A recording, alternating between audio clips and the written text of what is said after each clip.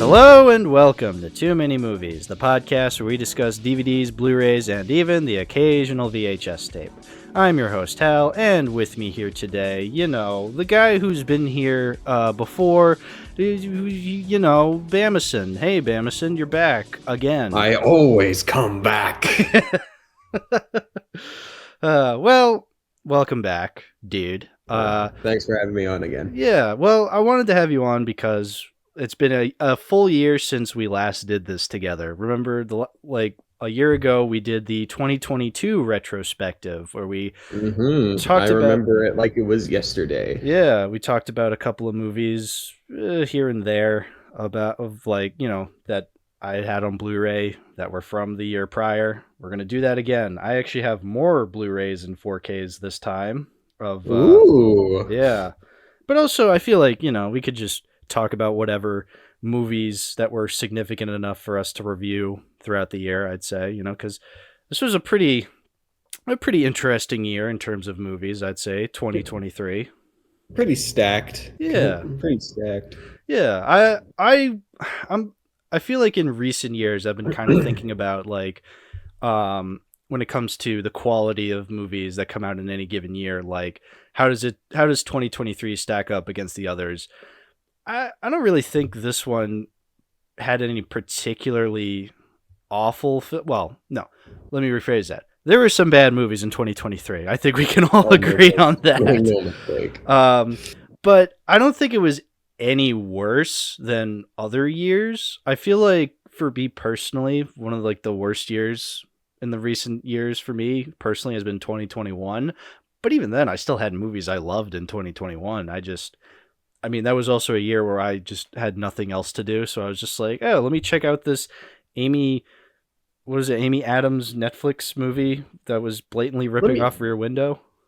Let me check out this movie with Ryan Reynolds where he's in a video game. What could possibly go wrong? Yeah, exactly. That was 2021 for me. But still, you know what? 2021 also had Dune. It also had Titan. It had French Dispatch, No Way Home, movies I actually genuinely like. So I think even though I'll probably get negative in this episode, I will also get positive because I was about to get negative. Well, like I said in the pre-show, let's just start things off with negative.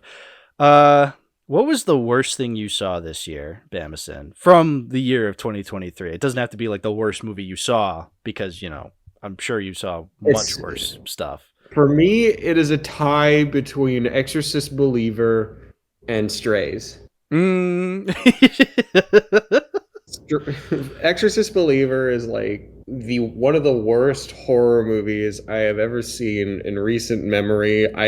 It was so bad I wrote a 5-page essay about it for one of my classes and got an A- because of how much I really rant about it in there. Oh, so much about it just doesn't work. I have no idea what they're planning for a fucking trilogy. How do you make this into a trilogy? I don't know. How did they make the 2018 Halloween into a trilogy? Well, they didn't. You saw how that went. With that one, it makes sense. Michael Myers has always been mysterious and. He always comes back. Sure, yeah, exactly. So then by the time Halloween Ends came around and they're just like, no, really, he's gone for real this time. We're like, just like the last few times. And then they announced another reboot. Yeah, man, it's probably never going to end. But yeah, no, you're right. Exorcist Believer, it's not so my list is weird. So, I didn't watch a ton of movies from this year, but, I watched a sizable chunk, but at the bottom of my list is Black Scarab.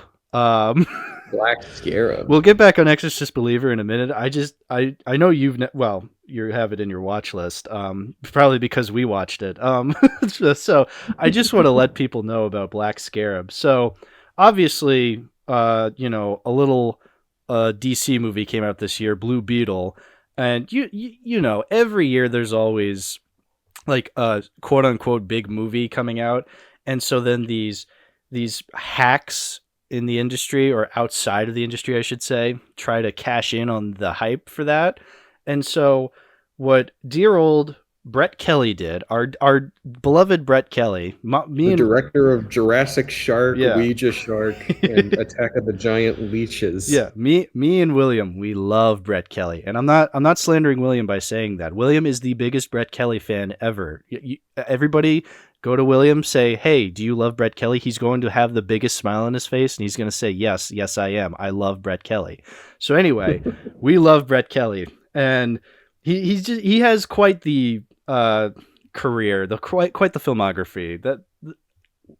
There's so much to him. I couldn't possibly explain everything. I just have to say, he made this movie Black Scarab to obviously cash in on the hype of Blue Beetle, even though this came out like months before Blue Beetle even came out, so they didn't even like rip it off properly. But here's the kicker. The reason I'm not entirely confident in saying Black Scarab is the worst movie of the year for me is because it technically didn't come out this year. But I have to explain. So dear old Brett actually made this movie a full decade before this year. Like maybe even like closer to 15 years ago he made this movie, Black Scarab. But it was called something else. I could not tell you what it's actually called.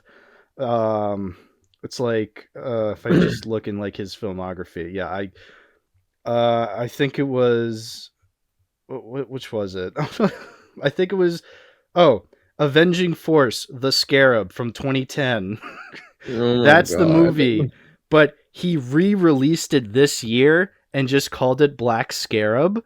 Basically, I'm just going to say it's like one of those Walmart camcorder movies where like, it's like it's not a real movie. Like it was filmed on the shitty camera with really shitty actors who haven't made it into like commercials being filmed in Los Angeles yet. That's how low of an actor they are.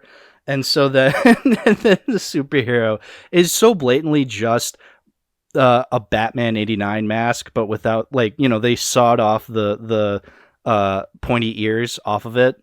So it's they did a Flash. They did a Flash. They did the I'm man, but unironically. Like so yeah, that's the lowest of the low I saw this year, technically from this year, but if we're not counting Black Scarab, because again, it's a movie from over 13 years ago, yes, Exorcist Believers at the bottom for me, because there's just nothing to that movie. Yeah, you nailed it. Like, it's one of the worst horror films in recent years, purely because there's nothing to it.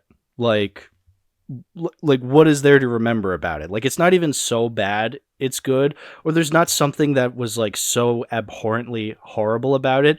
It was I straight up felt nothing watching it. Like, it was like I yawned so many times watching it. It's a very yawnable movie. It's so embarrassing. 1 out of 10 would yawn again. Yeah, exactly. In fact, I have. I can't wait to rewatch it for the eventual Exorcist episode, but that's years from now. We don't have to worry about that. I also watched a movie this year called Postacalypse. Did you hear about this? I've heard about that, but like I haven't watched it. Yeah. I imagine it's exactly what it sounds like. So I'm pretty sure our good friend Clorox Corner told me about this because it was from like the same people who worked on Aqua Teen. And it was a Tubi original animated film. Now, when I say Tubi original, I know like majority of people like shudder in fear and are just like, oh. Or most people, actually no, most people would go, what the hell is a Tubi original? People like me shudder in fear when they hear Tubi original because they're like, oh, that's a Tubi originals are like less expensive versions of Netflix originals, but about the same quality.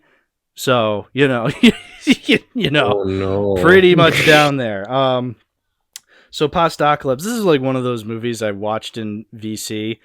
And like I watched with a bunch of people and we just watched it and I was like hoping it would be like ironically funny because like, I don't expect an animated film from Tubi to be good, but maybe there's something to be had with it. No, Like, it was straight up just painful. It was genuinely one of the unfunniest movies I've ever seen. Like, Oh no. yeah, no, Alfredo Manicotti. Jesus Christ. yeah, I'm just reading the plot synopsis, and it just sounds like bottom of the barrel stuff you'd see on like not even Adult Swim. yeah, it's making like gluten-free jokes, which would have been fine 10 years ago. You know, like, they're not inherently funny. Like, I guess sometimes you can make comedy out of that, but like, you know, it's like, I feel like the gluten-free like jokes were kind of a thing 10 years ago, whereas Or like they now nobody really cares about that anymore. Like, if you say you're gluten-free, like, you're just like, okay, you clearly have something wrong with you. Like, that makes sense, you know? were they making like pasta puns like the Mario Yes. Bros. Show? Yes, it was. Oh my But God. like, whereas the Mario show has like charm to it through either YouTube poops or like the fact that it came out in the late 80s, so we can look fondly back on that. This came out in current year and it was embarrassing. Like, No. yeah, Postocalypse, not a very good film.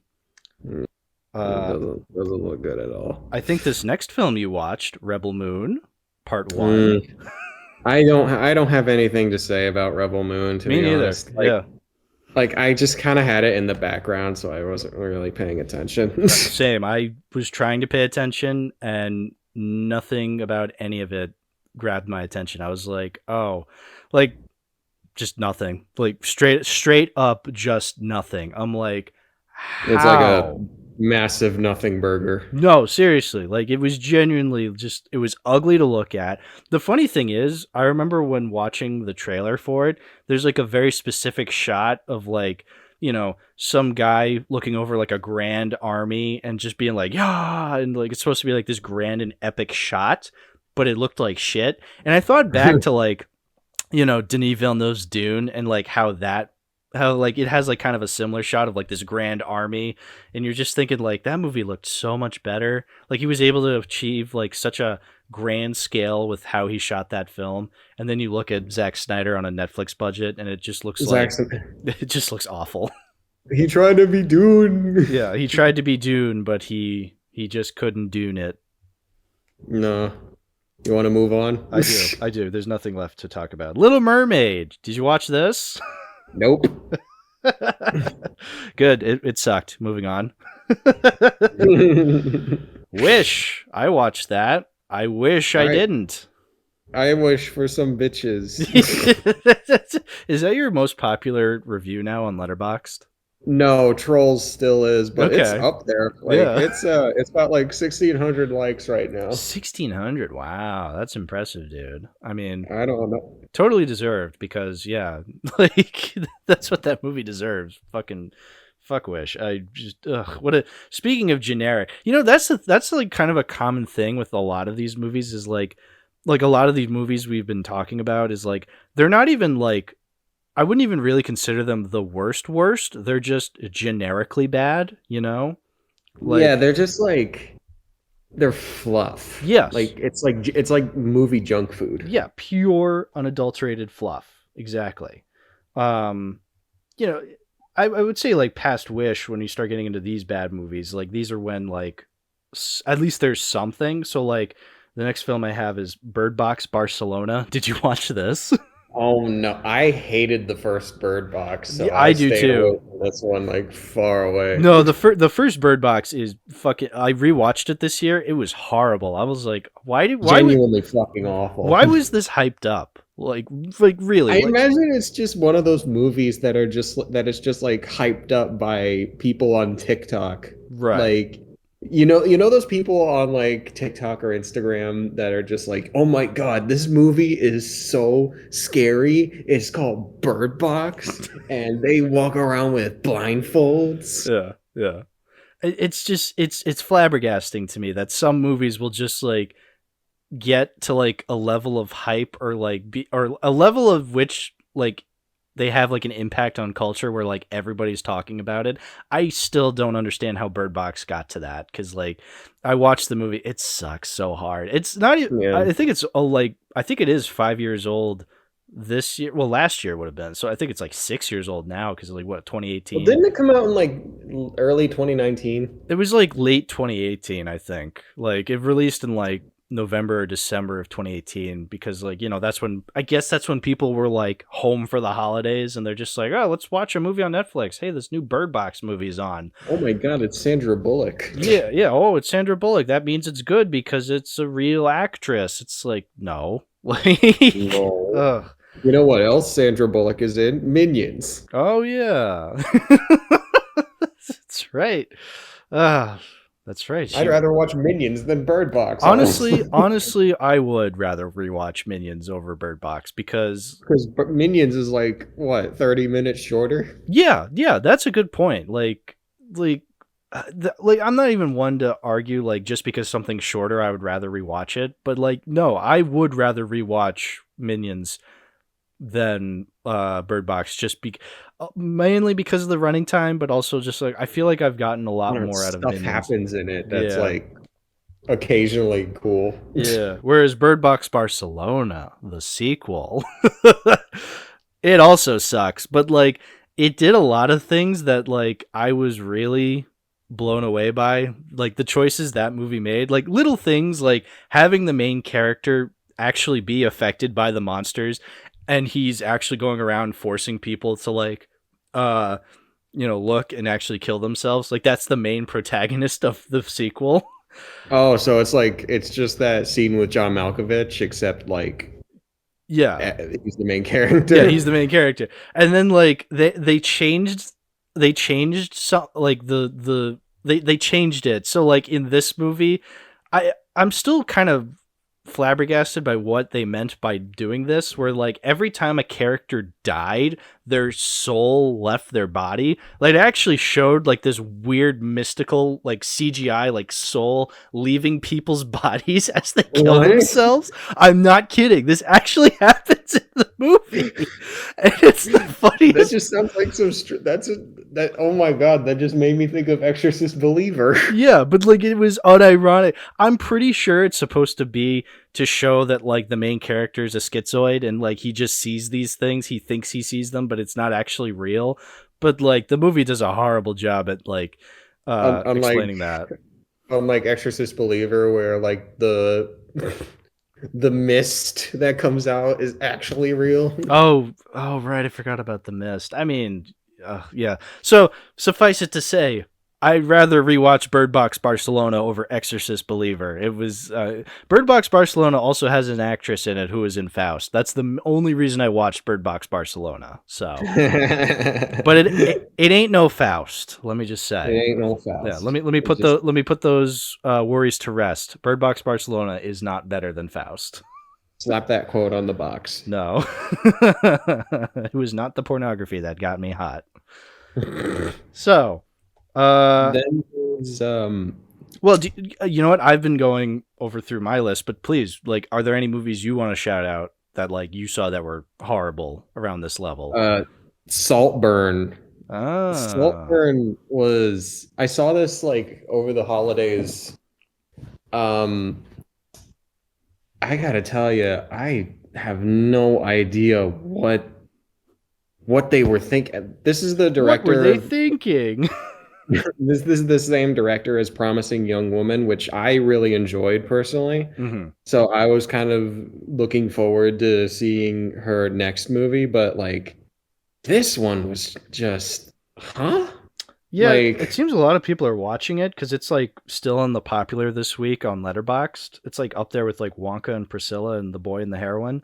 But like, yeah, it's because it's on Prime right now. Okay. And anyone can watch it with a subscription, and it's like it's pretentious in the way that it thinks it knows what it's talking about, but the way its story is, the way it executes it through its story is just, it makes no sense. Ugh.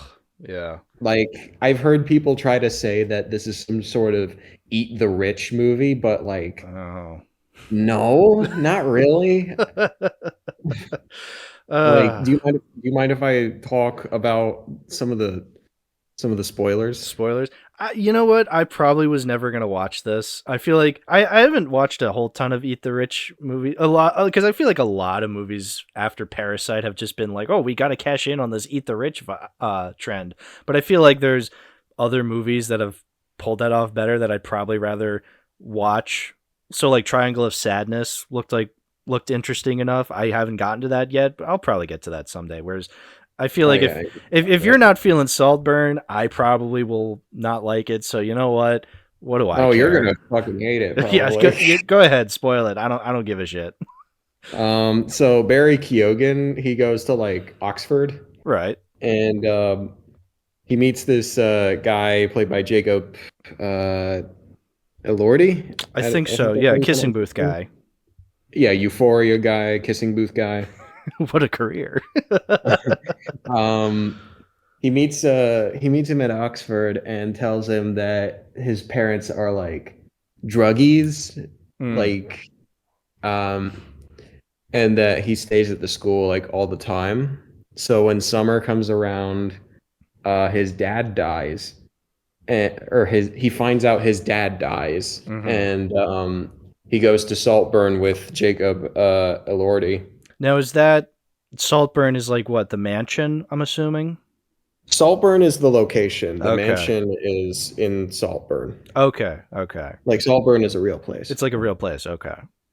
Um, so so Barry Keoghan just starts doing some sus shit around Jacob Elordi. Like he's um, but like later in the movie, uh, Jacob takes Barry Keoghan to where he thinks where his parents would be, Mm-hmm. or where his mom would be. And it turns out that Barry Keoghan lied about everything. Not only about his dad dying, like his dad is just fine, but they're not drug addicts at all. In fact, they live like very comfortable upper middle class lives. Okay. So So wait, who's the main character? Is it Barry it's Keoghan? very cute. Oh, okay. Oh, okay. So he's not okay. Because like what I was assuming was like Barry Keoghan's like being introduced to like this world, but no, you're saying he's the lie. Okay, okay, I see. Yeah, he's lying about it, and like And the audience doesn't know after this until like what, like the halfway point where it's like revealed to be a this is twist. like near the end of the second act. Okay, okay. So in like the last hour or so of the movie, the family starts to drop like flies, basically.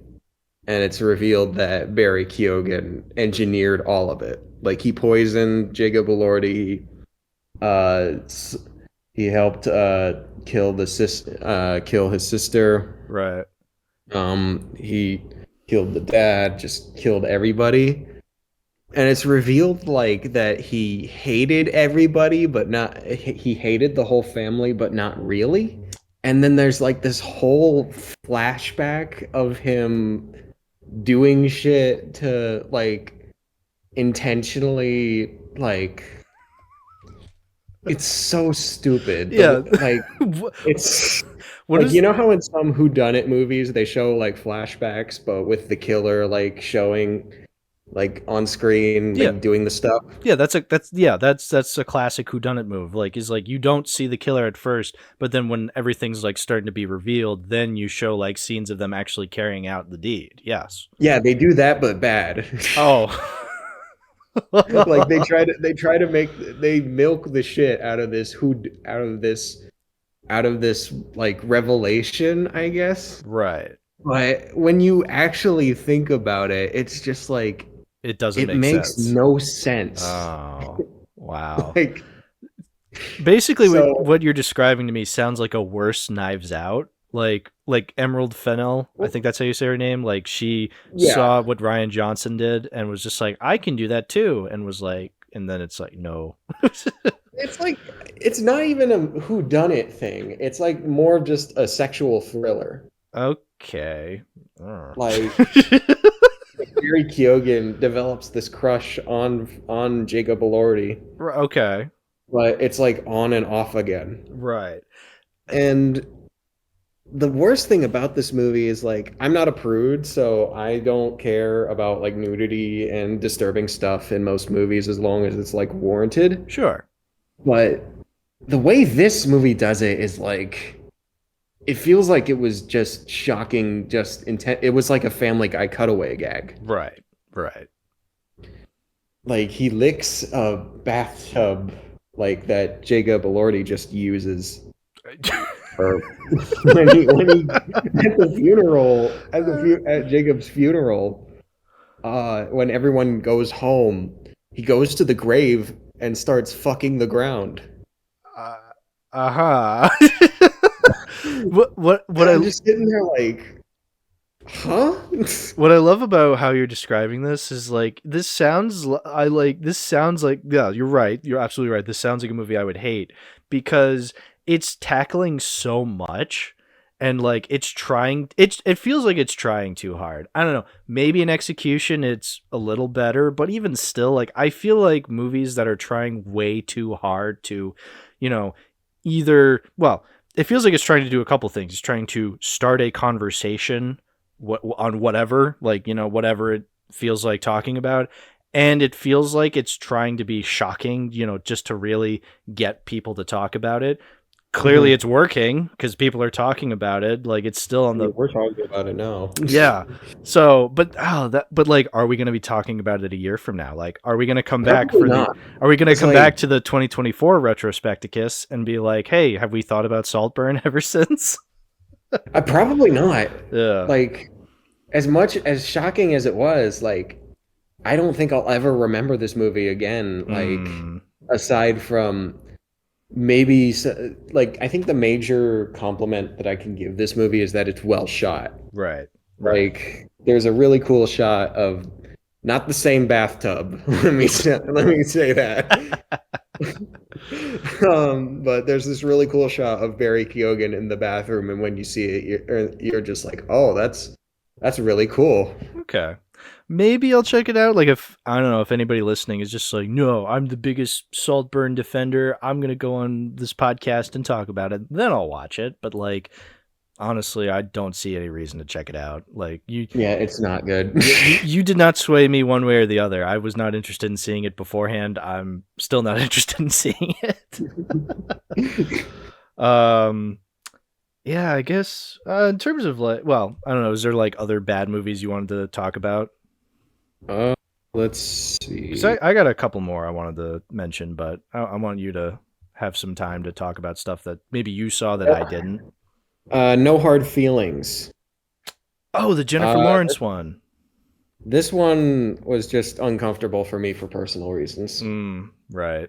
Yeah, that did not look fun. How there's just no. I saw like I think I saw the poster one day and then I like read the description on Letterboxd. I'm like, oh, this sounds lame. So I didn't even bother. I did not want to watch it. Like, I like Jennifer Lawrence, but like this is just the plot just made me so uncomfortable. Yeah, it sounds like something from like, and I remember seeing people like talk about it. They're just like, oh, this is like a return to 2000s comedies. And it's like, okay. No. Like, I mean, if you mean like Heron and Seltzer. Yeah. Oh. Seltzer and Freeberg. That's where did I get the other name from? I think one of them, their first name is Aaron. It's just I think it is like Seltzer and Friedberg or something like that. Yeah, but like it isn't that in the same way that those movies are, but it's definitely like not above. Yeah, like, no. super above them. Yeah, exactly. Like you can say like, oh, it's a return to form, but like I don't know, if you're trying to recapture something that was popular back in the day in current year, it's gonna come off as embarrassing. Like, yeah, watch Game Night. It's a better comedy that feels a lot more like it isn't like 2000s, but it's a better comedy. Just watch Game Night. It's a better comedy, right. Yeah, I get that. I guess just a quick shout out. One of the movies I rewatched this week because I have it on Blu-ray is The Flash. I Oh rewatched it no. because I did buy it on Blu-ray earlier this year. Because like Um, I'm fascinated by it, man. Like in rewatching it, I'm still fascinated by it. Like I honestly just have nothing left to say about no, it. I know. Like, Like no, you've gone to hell and back with it. Like you've had your Flash arc. I'm still in my Flash arc though. Like I can't stop thinking about how terrible this movie is. Like it's so terrible. It was really funny how like I rewatched it. I relogged it, and immediately like a bunch of people were either DMing me or in my comment section being like, "Why were you watching this again?" It's like because I have it on Blu-ray and I wanted to check to see how bad it is. And oh, and then brother, they DM you again, just like, well, why did you buy it on Blu-ray? yeah. It's like because I think it's funny. Trust me, though, we've been going over a lot of bad movies, and we still have a lot of bad movies to get to. But trust me, there are good movies I bought. Don't worry. Like, uh, Uh, but I yeah. think the last one that I think the last bad movie I want to talk about is either Five Nights at Freddy's or The Mother. Okay, yeah. I did watch Five Nights at Freddy's, so we can talk about that a little bit. Okay. Uh, it was not good. Yeah, it was not very good. I'm a fan at heart, and Yeah. I don't know what they were thinking with this. What were they thinking? Yeah, no, What were they let me, thinking? no, I'm glad you established that you're a fan at heart. Let me establish I am by no means an expert in FNAF. I have never played the games. I've watched Let's Plays occasionally, but like, just kind of casually, not really like to understand the lore. I very much watched FNAF with an outsider's perspective. I don't know anything about the games. I don't know anything about the lore.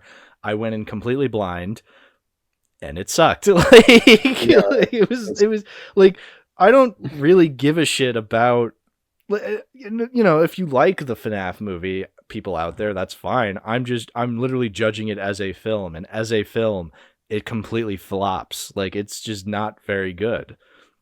yeah, it's barely better than Exorcist Believer because of the references to the games, I Yeah. guess. I feel like if I watched it on my own, I would have hated it a lot more. I feel like watching it with people definitely helped. Because I watched it with my buddies William and Mordo, and Mm. that was a lot of fun because when we realized that Nebraska was like a constant theme in the movie, we were like, "Oh my god, what are we watching?" What is the movie? What is the deal with Nebraska? Yeah, why are we talking about Nebraska so passionately in the Five Nights at Freddy's The movie? games take place in Utah. What are you doing? It was just so funny. I don't know, just the idea of him like putting up a fucking poster that says Nebraska like at his wall. We're I just remember ugh. I remember before the movie came out, I remember seeing like theory videos about the movie, Hmm. and in the trailer you could see the Nebraska poster. Oh And god. one of the channels I remember seeing was just like, now I don't understand the significance of this Nebraska poster, but like hopeful it's probably just a random decoration they put in the restaurant. Oh my And, god. and it turns out it wasn't. It was a plot Yeah, point. it was a genuine like yeah, it genuinely like the plot hindered on Nebraska, the concept. And we can't. I mean, we can't talk about FNAF without mentioning, Matthew Patrick and his Oh my glorious god. cameo. I It's just a theory. oh my god, it was pretty funny. Like I was Yeah, like because like I I remember I watched the clip first before I saw it within context of the movie because like I don't know somebody posted it in like Discord and I remember like watching it with friends and like immediately he's just like because he says like oh like some people say that breakfast is the most important meal of the day and I go but that's just a theory and then immediately Matt Pat goes but that's just a theory and I'm like oh movie. It's like, I admit, I did kind of smile when I saw Matt Pat. Yeah, I mean, it makes Um, sense that he's in the movie. Absolutely, yeah, like of I do course. I know that Markiplier couldn't be in it because of scheduling conflicts. He's making Iron Lung right now. Yeah, something like that. Yeah. But God, I wish we got that cameo. Markiplier. God, I wish. Hello, everybody. My name is Markiplier. And I am going to die. I did Like like. he was supposed to be that security guard in the opening. Oh, really? Okay. Yeah.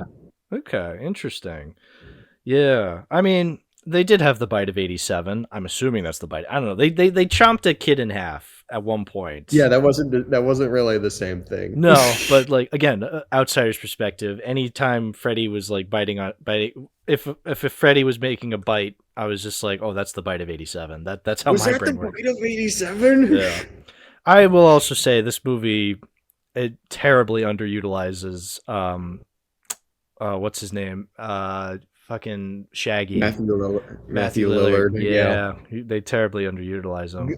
Really good casting, but like God, use him more. You Yeah. have him on your payroll. Use him more. I don't understand it. I don't understand it, but You don't use it. You don't cast Matthew Lillard and use him for two scenes. You just don't do that. That's what got me is like they were like hyping him up as like, oh, we got him as William Afton. And I'm like, okay, so he's gonna play a significant role, right? No, he was just in two scenes. It's like, oh, Yeah, that was and weird. he doesn't do fucking shit. He Well, doesn't do shit. that's You know? that's what's confusing to me is like, you have these you have this movie and you're like hyping it up as for the fans, and then you do everything to not make the fans pleased. Like who are you making this movie for, you know? Yeah, I don't understand. Cuz And cuz like again, I'm watching it as an outsider and I'm getting nothing from it. Like occasionally something happens and I'm like, okay, that's clearly a reference to something, but I don't know what it's a reference to. And then people who are fans of it are watching it and they're just like, this has nothing to do with FNAF. So it's like, okay, who is this supposed to please? yeah, like you know what's also really funny about this movie? Please tell For me. a movie called Five Nights at Freddy's, Freddy doesn't do shit aside from biting someone. Yeah, exactly. So it's Like like, he, out of all the animatronics, I think like no, out of all the animatronics, the fucking cupcake does the most. oh yeah, And the fucking cupcake. he isn't even like his own character in the game. Oh, he's not. No, he's just like something Chica has. Oh my god. Like he is I don't think he's alive. Like I think you have a jump scare of him in the fourth game, but like that's it. Yeah, yeah. No, again, like, I mean, we're gonna talk about Mario later on. Like, I feel like that's not a great movie, but like, I don't know. I feel like that had a better balance of like being for the fans and being for general audience members, whereas this was just. I mean, it wasn't the worst horror film I saw here. I'm just saying, FNAF Oh is yeah, that's it's not a true. good film. But I mean, it has its defenders. But every one of these movies that comes out, that's like a new IP, like finally getting a film adaptation, and then it comes out, it sucks. And then you have like hardcore fans being like, you know what, I still liked it because My brand. my brand. Yeah, exactly. It's just like, all My right, dude. brand. I don't know. I feel like there's better films out there. Um, Yeah. Honestly, if we're talking better, quote unquote, better FNAF movies, I would say Nicolas Cage and Willy's Wonderland is still technically the best. I wouldn't even call that a great film, but just the At idea least of, it delivers on it. At least it delivers on its premise. yeah, Like, come Nicolas on. Cage fights animatronics in a Chuck E. Cheese like place. It's like, okay, it's not great. In fact, it's quite bad in some respects, but like, I don't know. I like seeing Nicolas Cage punch a gorilla animatronic. Like, at least it has that.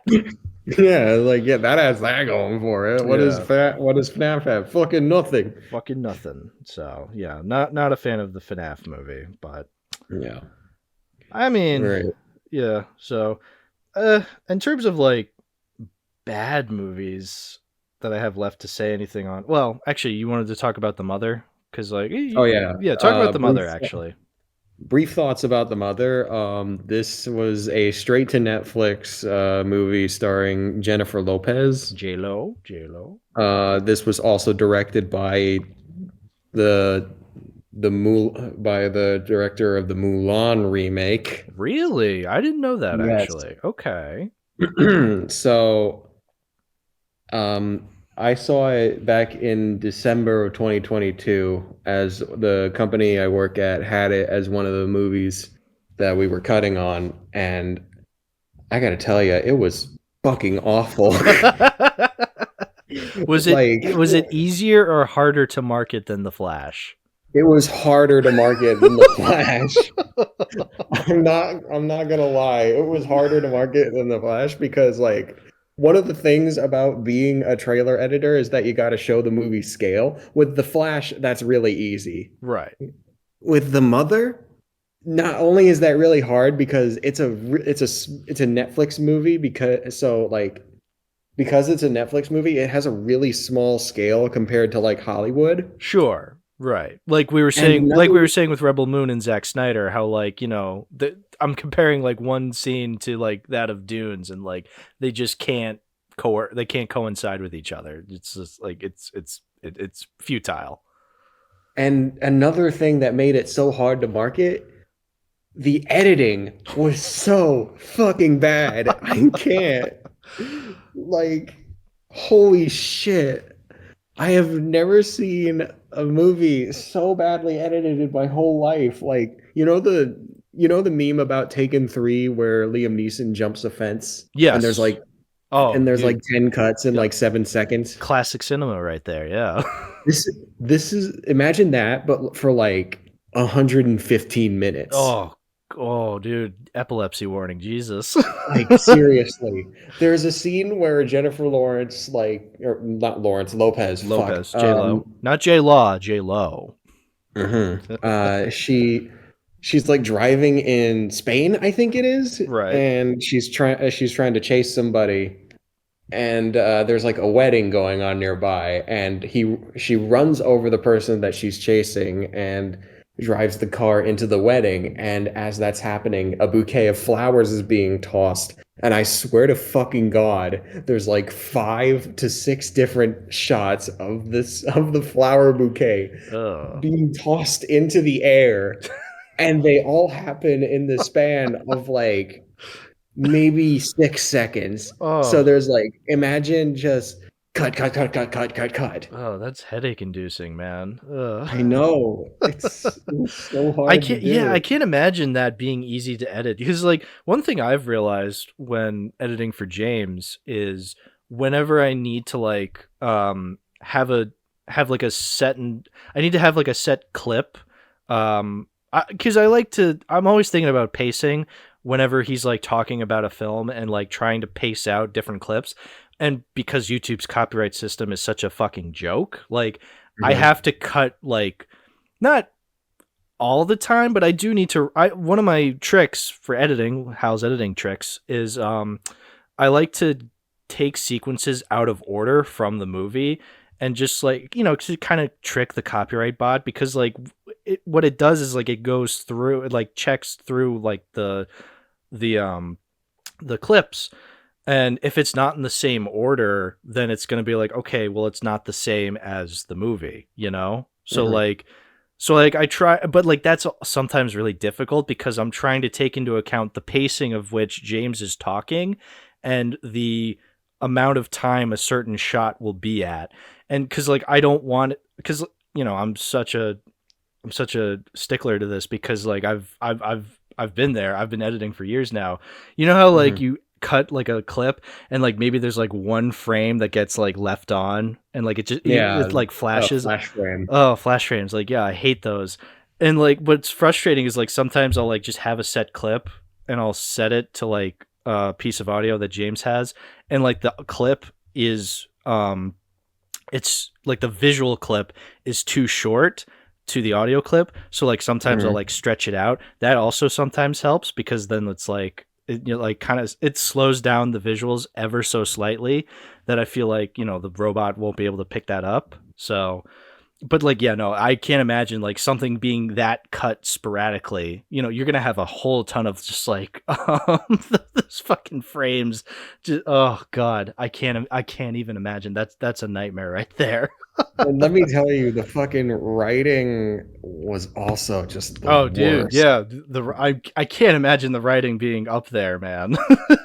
Like, and I am a killer, but I am also a mother. Oh. That's like the name of the movie. Oh, Jesus Christ. Yeah. I'm assuming if the filmmaking wasn't up to par, like, you know, oh, it looks like shit, but the writing was pretty good. Like that very rarely ever happens. My favorite lines, yes, it's mother in time. It's mother time. Well, 5 stars right there. I mean, come on, dude. Yeah, she's mothering. Yeah, she's mothering. She's mothering all over the place. Ew. J-Lo, no. J-Lo, stop it. Oh man. No, you can't do that. Yeah.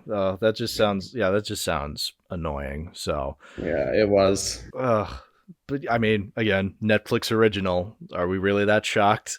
Like, Yeah.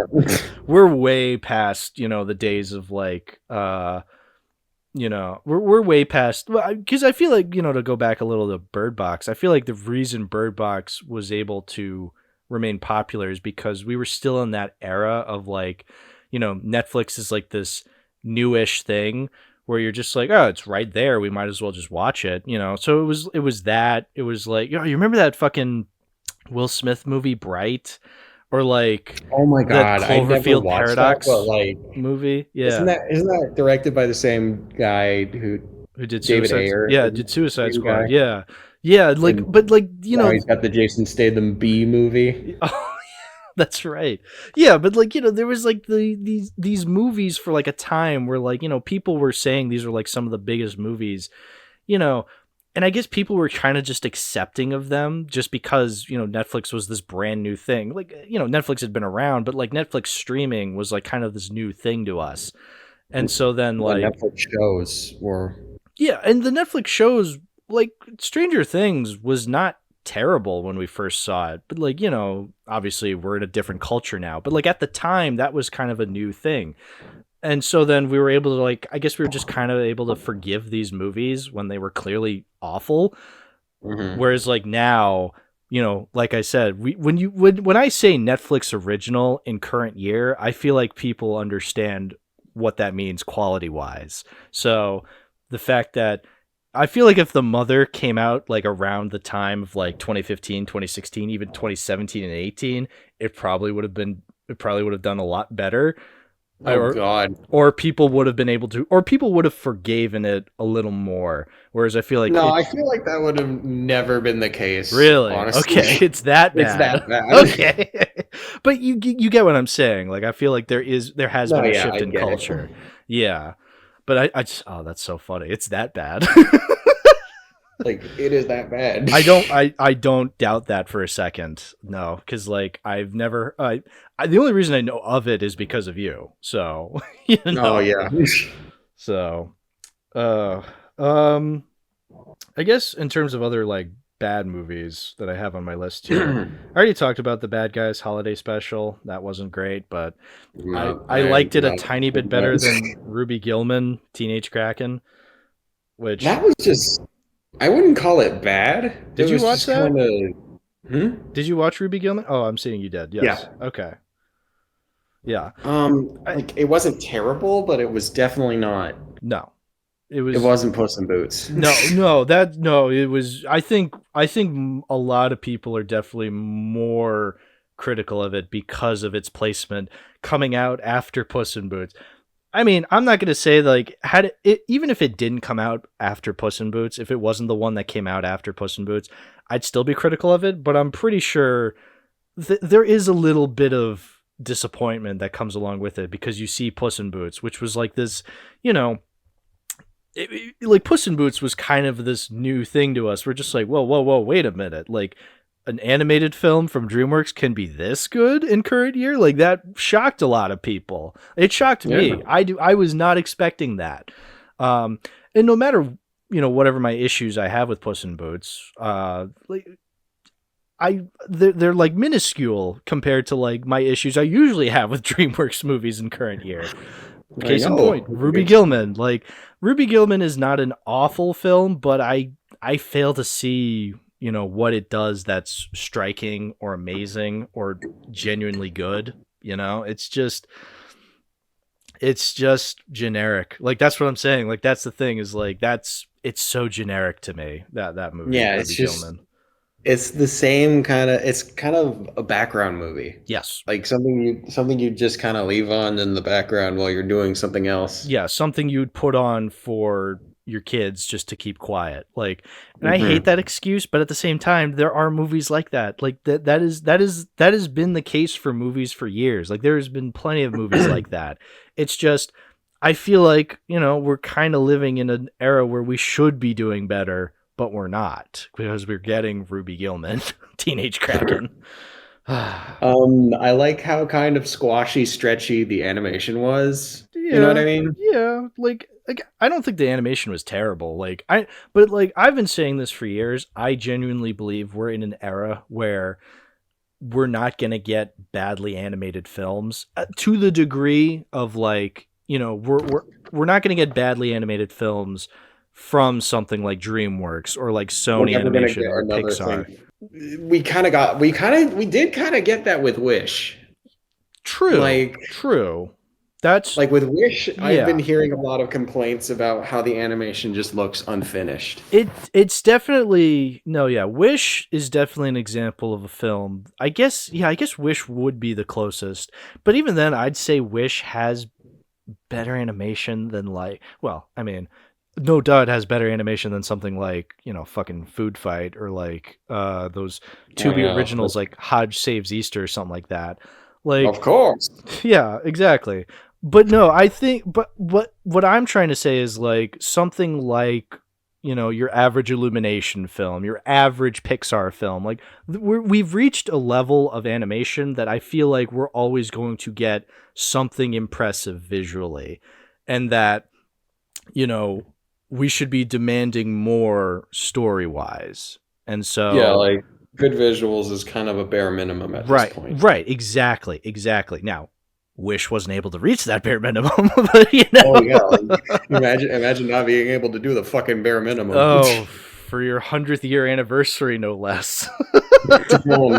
It just keeps getting more embarrassing. But yeah, the only and then we have Blue Beetle, which I think that was like the last new 2023 film I watched before, like, the year ended. Did you watch Aquaman? I did not. No, I was not able to watch Aquaman. I you know what? Someday I'll get to Aquaman, because I feel like I want to talk about it on the podcast, because I want to talk about the first one, because the first one is, well, objectively epic. I mean, yeah, but I feel like the sequel, I do want to check out sometime. I am glad I watched Blue Beetle, just because, you know, it was another 2023 DC film. And yeah, I will not argue it as being worse than Flash, because it was not worse than Flash. Like, you know, come on, it was definitely competent enough, but I feel like I just could not connect with it. I feel like I was confused by a lot of stuff, and that's completely on me for not being a Blue Beetle fan to begin with. So a lot of the references it's making, a lot of I'm sure it's like taking from comics that already exist. I have no idea. Like, I'm literally just watching it for what it is. I thought it was, I just didn't connect with it. I really didn't. I don't know. I feel like, I feel like it's partially because of the climate we're living in. I mean, we're in 2023. We've had superhero films up the wazoo for years now, and it's hard to make something like that at that level, you know? Yeah. Like, it's hard to make something that stands out. Right, because we've had Spider-Verse, we've had the MCU with its Endgame arc, we've had the worst of the worst from DC, like, but then we've also had, like, you know, films like The Batman coming from DC, where you like, I was not expecting The Batman to be any good, because it's like, okay, we're doing another Batman film, but it was able, but like, The Batman was able to, like, still stand out in this current climate of, like, superhero be like superhero movies being everywhere. And also Blue Beetle came out during the worst part of the year, not just because of the strikes happening in the summer, but also because like, you know, the fucking a lot of superhero movies bombed this year. Like Yeah, the Flash bombed. Like, oh, would you say this was worse or better than Shazam: Fury of the Gods? oh, so personally, I still preferred Fury of the Gods mainly because I like the original Shazam. Like I thought I still think the original Shazam holds up very well. Like I rewatched it for the podcast. I think it's still great. Like I love it. I think it's a great film and it's the only good DCEU film.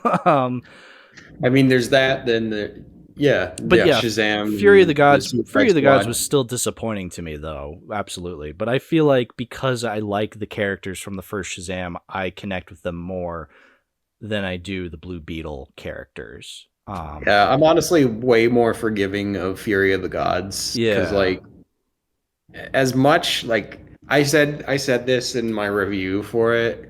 I feel like people kind of unfairly lumped it in with like Quantumania or yes, yeah, I can like agree to it's that. because Yes, it's definitely made for the same reason as Quantumania, but like right. the team behind it was they made it with some sort of passion. Yes, absolutely. I think, yeah, I think Quantumania definitely muddied the waters this year for superhero cinema. I mean, so did Flash. Um, I Yeah, still haven't seen Quantumania. I'm sure I'll get to it. no, me neither. Someday. I'm taking my I've sweet, seen sweet time. I've just seen clips of it, and Yeah. everything I see just makes me want to see it less. Yeah, no, it looks horrible, but at the same time, I know I'm gonna have to eventually watch it. It's just I don't have to worry about that right now. It'll come when it'll come. Mhm. But yeah, no, I definitely agree. I don't think Fury of the Gods was on the same level as Quantumania or Flash, but it did definitely get lumped in there. It just got dealt a bad hand. But with that said, I still think it does not even stack up to the original Shazam. Like the original Shazam, the funny thing about the original Shazam is that it's a film that you can definitely tell was studio mandated, but it still feels like the filmmakers and the actors like put in the effort to make something like as good as they could. I was just Mhm. recently recorded an episode with Mordo on Interstellar and Buzz Lightyear Star Command yesterday. And I was talking Mhm. about Buzz Lightyear Star Command, like that movie from the 2000s, how like it's so obviously a cash grab for Toy Story, but it was still made with what felt like passion for the character of Buzz Lightyear. Like it's so obviously like a cash grab, it's a spin-off. It's like this stupid thing that like Disney has already forgotten about because it's 20 years old, but I still feel like there was still passion put into it. So like regardless of the intent of making it, something good still came out of it. That's what I think of when I think of the original Shazam from 2019. Yeah, of course. Whereas I don't feel like that same magic was there in Fury of the Gods. Like it was definitely there, but it was like less so. Yeah, less so. Like I don't know. It felt like Zachary Levi was just like, oh, I was funny in the first one. Let me like amp up my comedy in the second one. And it's like, no, no, Yeah, that's the dude. major complaint that I have with the sequel because like Yeah, Zachary Levi just does not match the energy that the child actor is putting in. yeah. I forgot his name. Asher Angel, I think Angel Asher. Yeah, Like something like that. Yeah, one of those like teen idol actor names. But yeah, no, like that dude, he's still very good. Yeah, like I was able to forget. Like I still feel like they kind of didn't match in the first one, but like I could kind of forgive that because it was just such a weird transition for this character to like all of a sudden be an adult. But at the same time, like like I still feel like Zachary Levi, even though he didn't entirely match in the first one, he was still funny. Like everything he said in Mhm. that movie was really funny. Whereas here, it felt try hard. Like I was like, okay, these are the same actors, but like I don't know, the material's just not there, man. Like he's trying way too hard, and yeah, there is that whole like he does not match the same energy level as Asher Angel when he Like, he really doubled down on it. Yeah, he doubled down on it, whereas Asher Angel was trying to take it seriously somewhat, but nope. It was just, again, it was dealt a very bad hand, and also because of the whole like Flash debacle and DC announcing that the Flash would be like the series finale of the DCEU. And don't forget about the whole thing with The Rock. That too. Oh yeah, and then how like The Rock completely neutered that fucking storyline just because he was like, no, we got to have Black Adam be cooler than Shazam. We gotta have Black Adam. We got to have Black Adam, and look how that turned out, man. Everybody's talking about Black Adam. We're going to bring back Henry Cavill just to fire him again. Good job, guys. Yeah, great. Oh, what a shame. The hierarchy of power really changed. Yeah, there. Exactly. So, yeah, I don't really have anything else to say about the bad DCEU films. Well, bad. I guess Shazam! Fury of the Gods was the better one I saw this year, but I still was not that big into it. Yeah. I guess two other like super bad movies I wanted to talk about. I know we're talking about a lot of bad movies, but I want to mention these because I did. Well, I'll just say Indiana Jones: Dial of Destiny. I already talked about that on its own episode. Yeah, I haven't watched it. No, it still does not hold up in my memory. I really don't like that film. I really, really, really don't like it. I will absolutely defend Kingdom of the Crystal Skull as the better of the bad Indiana Jones films. Like, I don't think it's great, but I would sooner rewatch it over Dial of Destiny. So that's all I'll say. What I will say, did you watch Chicken Run 2, Bamason? I haven't even watched the first Chicken Run. Really? Oh, dude, watch the first Chicken Run. It is so fucking good. I love Chicken Run. I love Chicken Run, the first one. The sequel sucks. I watched the sequel. That's what I've heard. Well, so I've heard like a myriad of things. I've seen people say it's pretty good. Like I have not seen anybody say it's better than the first one. But I have seen people say like, yeah, it wasn't as good as the first one, but it's still pretty good. I can't even agree to that, dude. And look, maybe it is my original Chicken Run bias because I fucking love the first one. I am one of the biggest fans of the first one. Like, not many people love the first one. They like the first one, but they don't love it. So I will absolutely, like, if you think I have a bias, absolutely, I agree. Still, I did not like the sequel. It was so, it was genuinely like, worst case scenario kind of sequel where it's like, oh, you have a bigger budget this time, but you don't put that bigger budget into the writing. You're just putting it into the visuals, which the visuals look nice, but the first Chicken Run had nice visuals too. And it also had an understanding of, how to make the world feel lived in, and it had like an idea of how to make the cinematography look nice. Like, when I think of the first Chicken Run, like, the cinematography in that movie is really fucking good. Like, the shadows are heavy when it needs to be. Like, it's a grimy and grungy looking world. And then in the sequel, everything just looks like it's made of plastic, which it is, but like it also has just like this plastic feeling to it where like nothing feels real. Like, it just looks expensive, but it looks like lame. Like, I don't know. It just doesn't have a sense of like tone at all. Like, it's just like this really candy looking fucking everything. Everything looks bright and colorful, even when it's tonally inappropriate to be like candy and colorful, you know what I'm trying to say? Oh god. So like it's just kind of uncanny valley kind of like I don't it just doesn't, like, I don't know, when the first Chicken Run needed to be happy, it knew how to film that. When it needed to be serious, it knew how to film that. Whereas in the sequel, like, it just looks fake and like, because like, there is this like one setting in the movie where like these chickens are in this like super saturated and goofy looking world, and it's supposed the point of it is it's supposed to be like super happy and super forceful and like how saturated and colorful and candy like it is. Like, that's the point of the that's the point of the room that they're in. But it looks like any other setting in the movie. Like the movie takes place in like this, it's supposed to be like this hardcore factory, like this chicken nugget factory. Like that's where it takes place, but it just looks like any other place in the movie. Like it's just sappy and colored and saturated, and like the tone does not work. And I know some people are just like, oh, why are you going this in depth into a Chicken Run movie? But it's like it's Chicken Run. Like it's 20 years old now. Like why are we making a sequel? You're obviously making it for a bit of an older audience. Would you not? Like, are you making this for children? Because, what fucking child just watches a sequel to a movie they didn't even watch the original to? You know what I'm saying? Like that's stupid.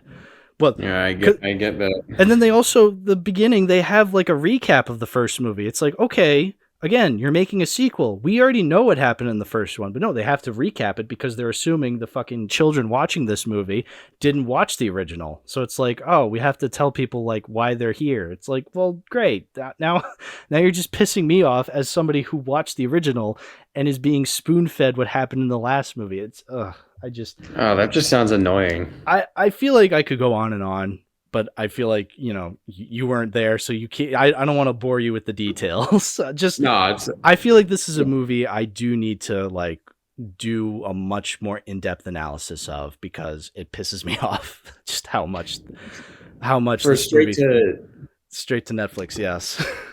We're straight to Netflix. Would it be better or worse than The Mother? Well, from the sounds of it, The Mother sounds like a generic action film, whereas at least this is like a stop motion animated film. Like at least I feel there was effort put into the animation. I just don't feel like there was effort put into the writing or the characters. And I feel like that's why people are giving it a pass, is they're just like, oh, it's a stop motion film. Like that takes effort. It's like, yeah, it does take effort. But also, you can't just, I don't know, like the reason I love stop motion animated films, like the ones I love the most, like the Wallace and Gromit films, Nightmare Before Christmas, like the reason I love those films is because they're also really good in the writing or the characters or like, the directing and stuff like that. Like other things, it's not just the fact that they're stop motion, like other aspects are what, hold it to such a high tier for me. Whereas I feel like, I feel like saying yeah. Sorry, go ahead. No, I'm just saying, like, I feel like a lot of people tend to forgive a lot of stop motion animated films purely because they're stop motion. It's like, yes, that is cool, but I need more than just, oh, it's stop motion. Like, I need a good story and good characters to go along with it, and this movie did not deliver in that. That just sounds like the animation is cinema argument. Ugh. Like that just sounds like something that the animation is cinema fans would just like toss around all over the place. I've been saying this for years. I'm sort of glad people are starting to like kind of be a little or trying to critique that whole animation is cinema mindset. Because look, I agree that animated films are just as valid as live action films. I'm not one of those people that's like animation is for babies. Like I don't think a lot of people are. I feel like, you need to understand what makes a good film. Like, just because it's animated does not mean anything, Like, you need a good story, you need good characters, you need good directing, you need all these good things. And then if it happens to be animated, great. Like, that to me doesn't matter. Like, that's why I never bought into like the whole animation is cinema crowd where people are just like, we have to defend animation as like this dying art. It's like, no. We have to defend Disney. Yeah, we have to defend Disney. It's like, no, fucking, you know what you need to do? Go watch Heroic Times if you're such an animation is cinema diehard motherfucker. Like, go watch Heroic Times, this Hungarian animated film from the 80s. Then come back to me and talk to me about animation is cinema. Ugh. But it's in other language. Me no like read subtitles. I'm not trying to sound gatekeepy. I'm just saying, hey, if you actually believe this, expand your tastes, please. That's what I'll say. That's what I'll say. There's more to life than all the minions and shit. Yeah. So, speaking of animation is cinema, let's talk about Elemental and Teenage Mutant Ninja Turtles. Oh God.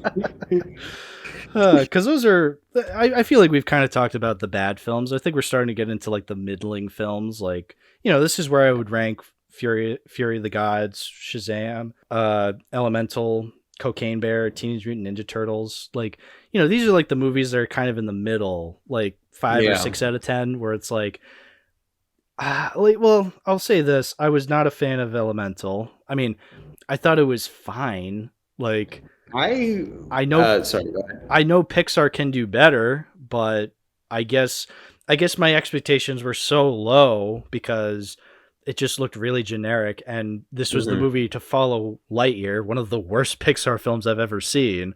So my expectations were super low, and when I went in and watched it, and I was like, well, this isn't the worst thing ever. I guess it's fine, like that's why I'm just kind of in the middle.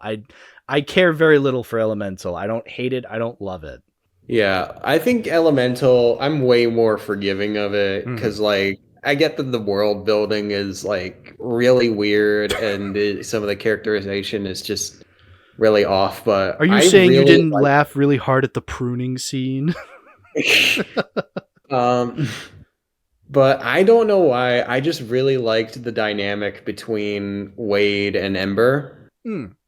I thought their relationship was really cute and really well written, and it was all kind of just endearing for me to watch. Like, yeah, I'm not going to disagree because, well, I didn't think it was great, but at the same time, I didn't think it was like the worst thing Pixar's ever made. Like, I mean, it isn't like Twilight, right? No, well, no, it's not Twilight. Yeah, I don't know. I feel like I've seen their relationship in other things before, and I'm not the biggest fan of rom-com kind of relationships, but at the same time, like, I can't say this was awful. Like, this wasn't like a trek to get through. I was just like, it's fine. Like, whatever. Yeah. I will say the ending caught me off guard. I thought they were actually going to kill off Wade. I was like, whoa. Oh, yeah. That was like, oh, shit. I was like, okay, Pixar. Oh, my God. They killed the water guy. They killed the water. Okay, okay. Like, this is weird, but okay. I'm down to hear this. But then, no, he comes back to life. It's like, I kind of figured. I think the biggest thing that kind of drags down the film for me is the whole subplot with the dam and the flooding. Yeah, I just didn't understand what the point of that was. It takes up like a huge chunk of the movie for me, and I get it's to like put stakes in it, but like you already have kind of a compelling story with the daughter and the father and Ember and Wade. So I feel like that's enough to, I don't know, carry its own movie. I guess it's what got the movie to 102 minutes long, but it's like, I don't know, you could have gotten away with like a 90-minute movie if you didn't include it. Like if it was just focused on Ember and Wade, I feel like you could have gotten a bit. Or if maybe the movie was about Claude, just make it about Claude. Yeah. That's the selling point. Claude is life, man. It's the Elemental 2, an act of Claude. An act of Claude, in Claude we trust. Yeah, so not the biggest fan of Elemental, but I mean, it's not the worst thing I saw from Pixar. I don't know where it ranks among my 2020 ranking of Pixar movies. I really just, I don't know. I've been less than thrilled with the Pixar movies of the 2020s, but I've only seen them all once, so like I could not tell you like where it ranks among. I can say it's better than Turning Red, maybe, and it's definitely better than Lightyear. Well, I'll definitely say Lightyear is easily the worst Pixar film of the 2020s. Like, I fucking despise that film so much. That is a movie I coined it as the movie so bad I started a podcast. Like, did I don't know if I ever told this story. It's so bad you started yapping. Well, yeah, I don't know if I ever told this story, but like when I used to make reviews, like edited reviews, I used to edit reviews. But I saw Lightyear because I wanted to see it. I hated it so much that I started writing this like long ass fucking video. Cause like I had just made like that Jurassic World Dominion review that was like 20 minutes long, even though it was supposed to be a quickie, but it was like 20 minutes long because I had so much to say about that fucking movie. And then Lightyear, it was like double that. Like it was turning into like this huge thing where like everything wanted to talk about it. And it was around that time that I had asked you to, like I'd submitted approval for monetization, and immediately they denied me. Like, I had an idea that they would have denied me, but it still really stung. Like, it really hurt. Like, just to get an email back being like, we're not like monetizing you. You suck. Like, fuck off. I was like, oh, it still hurt. And the videos that I was editing were getting longer and bigger, and I was just like, I can't do this anymore. So like, I kind of had a bit of a mental breakdown, but at the same time, I was like, nothing really huge happened. But it was at that moment where I'm like, I can't keep doing this anymore, because like the views were not supporting that. So I thought, hey, I have all of these movies. I have too many movies. And so I was like, why don't I just shift? I'd make a shift. I'm like, you know what?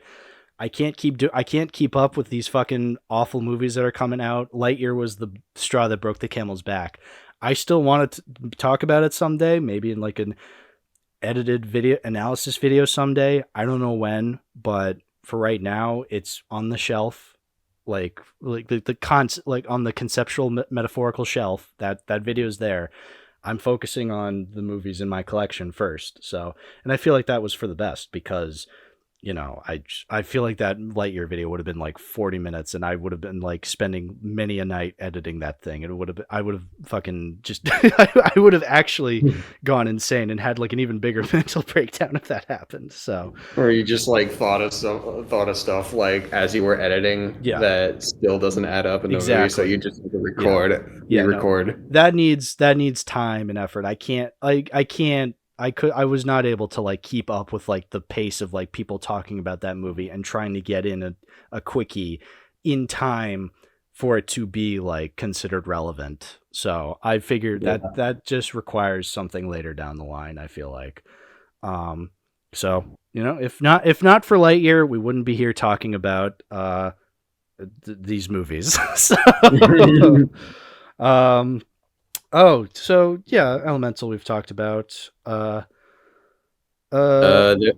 was Mutant Mayhem. Mayhem. I would say Mutant Mayhem actually crosses the line from 5 into 6 territory for me. I definitely was one of the biggest critics of that film. I feel like I don't know, from what I got from my circle of people, of mutuals and friends and individuals like that, I felt like I was one of the more critical ones of that film. Just because go ahead. No, you go ahead. I was just I'm not the biggest Mutant Ninja Turtles fan, so I personally didn't really connect with it, and I wasn't really a whole fan of. I get they're teenagers and they have to act like teenagers, but I didn't like how they had to spew out a reference to something current day every 5 seconds. Oh, dude. Yeah, no, I was the exact same way. I will stand my ground on this one. I hate the fucking reference humor in Mutant Mayhem, because look, I get it. Like, I'm not inherently opposed to reference humor. I mean, for God's sakes, like, I work for Schaeferless Productions. Like, the dude made YouTube poops that was nothing but reference humor, but he knew how to make it work, because those were actually funny. But like, there comes a point where like, okay, you're not making a joke. You're just saying, hey, Ferris Bueller's Day Off exists. Hey, Attack on Titan exists. It's like, laugh. Like, yeah, laugh. Like, the funny part is the fact that we're movie characters and we're bringing up other movies and shows. It's like, okay, no. Like I'm sure other Ninja Turtles properties have made reference humor before. I mean, we talked about the original from 1990 on the podcast. I haven't watched it. I like that movie. I mean, I've never been like a huge Ninja Turtles fan either, but like, I've always been more of a casual Ninja Turtles fan. Like, I know they exist. I used to watch like TV shows when I was a kid with them on it, and like, I've watched the movie, and I've seen like a whole bunch of Nostalgia Critic videos on Ninja Turtles. Oh yeah, the Nostalgia Critic episode. Yeah, like those are classics. Yeah. So like, I definitely like the Ninja Turtles more casually. I'm not like a huge fan, but like, I definitely have that connection. I do like the original 1990 movie. But yeah, no, I feel like this movie, I don't know, I feel like it was another case of like people were praising it purely because of that animation style, which the animation style was very good. Yeah, I really liked how it kind of stood out from the Spider-Verse kind Yeah, of zeitgeist. it's definitely inspired by Spider-Verse, but much like Puss in Boots, it's able to still be its own thing. Like it's still Yeah. it's heavily inspired by what Spider-Verse set up, but it's making it its own thing. Because yeah, I feel Yeah, it's like a lot more grimy and oh, oh yeah, sorry, did I interrupt? no, you didn't. No, I'm just agreeing with you. Like it's definitely grimy. It's a lot like for lack of a better word, ugly, but like intentionally ugly. You know, Yeah. like because it's the fucking it's these fucking creatures. Like yeah, of course it's gonna be ugly. Um, but yeah, no, just from the storytelling perspective, and especially the fucking reference humor. Like whenever the teenagers, like whenever they like the actual turtles were like interacting with each other, but they weren't saying like things that exist already. Like when they were just like making like I know there's like several scenes of them just like making like weird noises when like messing with each other. Like that I bought when it was them being like, "Hey, I watch Attack on Titan." Riz. It's like, ugh. Like, ugh. Ugh, I'm such an old man. I know, I am an old man, but like I can't lie and say like, "No, that was great." It's like, "No, that was not great. I did not like that at all." It's good. It sucks because like the cast genuinely has really good chemistry, Yeah, and when they're like you said, when they're playing off of each other, when it's not reference humor, it works. it works. It really works. Yeah, it really works. I don't know. It's clearly not the worst animated film I saw this year. I think Oh yeah, I without a doubt, I it's just not. I just wasn't so like blown away by it. But if you want to know more about what I thought of it, just listen to the episode where I talked about it with Yeah. Buster. We talked about Mutant Mayhem and Dread. Dread was really good. I'll say that. I love Dread. That's a great film. Hmm. Um, What else is there? there's What Cocaine else? Bear. Cocaine Bear is kind of disappointing for me. Yeah, yeah. I think enough of it worked for me. I think it's the same thing where like I do put it around where Elemental and Ninja Turtles are, where it's like I think enough of it works for me because like I think I like it. I think I put it between Elemental and Ninja Turtles. I like Ninja Turtles more, and I like Elemental less. So like Cocaine Bear is like right there. I don't know because like I feel Mhm. like there was enough of it that worked for me, and the stuff that didn't work, I wasn't disappointed by because I was kind of expecting the whole movie to be like that. You know? Yeah, like I think whenever the bear is on screen or when it leans more into the B movie kind of Oh yeah, tropes, yeah, it yeah, yeah, definitely works. yeah. I love the hospital van scene. Sorry, hospital van, the Oh ambulance yeah, scene. the ambulance. I'm sorry. I still got my server brain rot. Hospital van. No, who am I kidding? I Um, love that. I love saying hospital van. It's so fun. So, yeah. but yeah, no, Um, the but I love that scene when fucking character actress Margot Martindale fucking slams into the pavement. Like that's great. like that was really cool. I There love that. there's that one shot where that guy is like looking at the camera and then you like his brains get blown out because he's like in the way of the gun. That's a cool shot. Like that's cool Yeah. gore. I love There's stuff like that. or there's the shot of like there's the oh, I think the best kill in the movie in my opinion is probably when Margot Martindale's lover like he's in a tree and Ooh. like the kid is like in the other tree and he's just like you're safe, bears can't climb trees. And he's just like of course they can. Of course I can. And Yeah. then and then the bear starts like going up the tree that the lover is on and just lets loose on his legs. Yeah. Like Yeah. Yeah. when you see him like fall to the ground later, it's just like, oh my god. Yeah, it's pretty brutal. Like, yeah, that's when the movie shines. Absolutely. I'm still a very big fan of the Margot Martindale death. That was great. How she just Yeah, fucking like, that was really fun. that was fun. Yeah, no, I agree. I think I agree with people who love this movie with when the movie's actually great. And then I also agree with when people say the movie is bad. Like the people who hate the movie who say it's bad, you know, for scenes like during the third act when Ray Liotta's all of a sudden the main villain. It's like, oh, there's a bear on cocaine here. Like, focus on that. Come on, I don't care about this mafia shit. Yeah, I don't care. Like, look, I love Ray Liotta. Rest in peace, King. Like, he was great in Goodfellas, but like, for fuck's sake, like, I don't care. I'll also say this. Even though Ray Liotta, an established actor, is in the movie, the best performance in the movie came from Alden Ehrenreich. Like, oh my god, it's like it's not even a contest. Yeah. Like, it's... like, it was funny because like I know he's a good actor because like I will absolutely defend him as Solo. I won't defend Solo the movie, but I'll defend him as Solo because he's actually really good. And then I go and watch this movie. First scene, he's crying into a plate of like tortellini or something like that, and I'm all, like, he's crying in like a plate of pasta. And I'm just like, all right, like this is the best. This is going to be the best performance in the movie, and I was fucking right. Like, he's so good.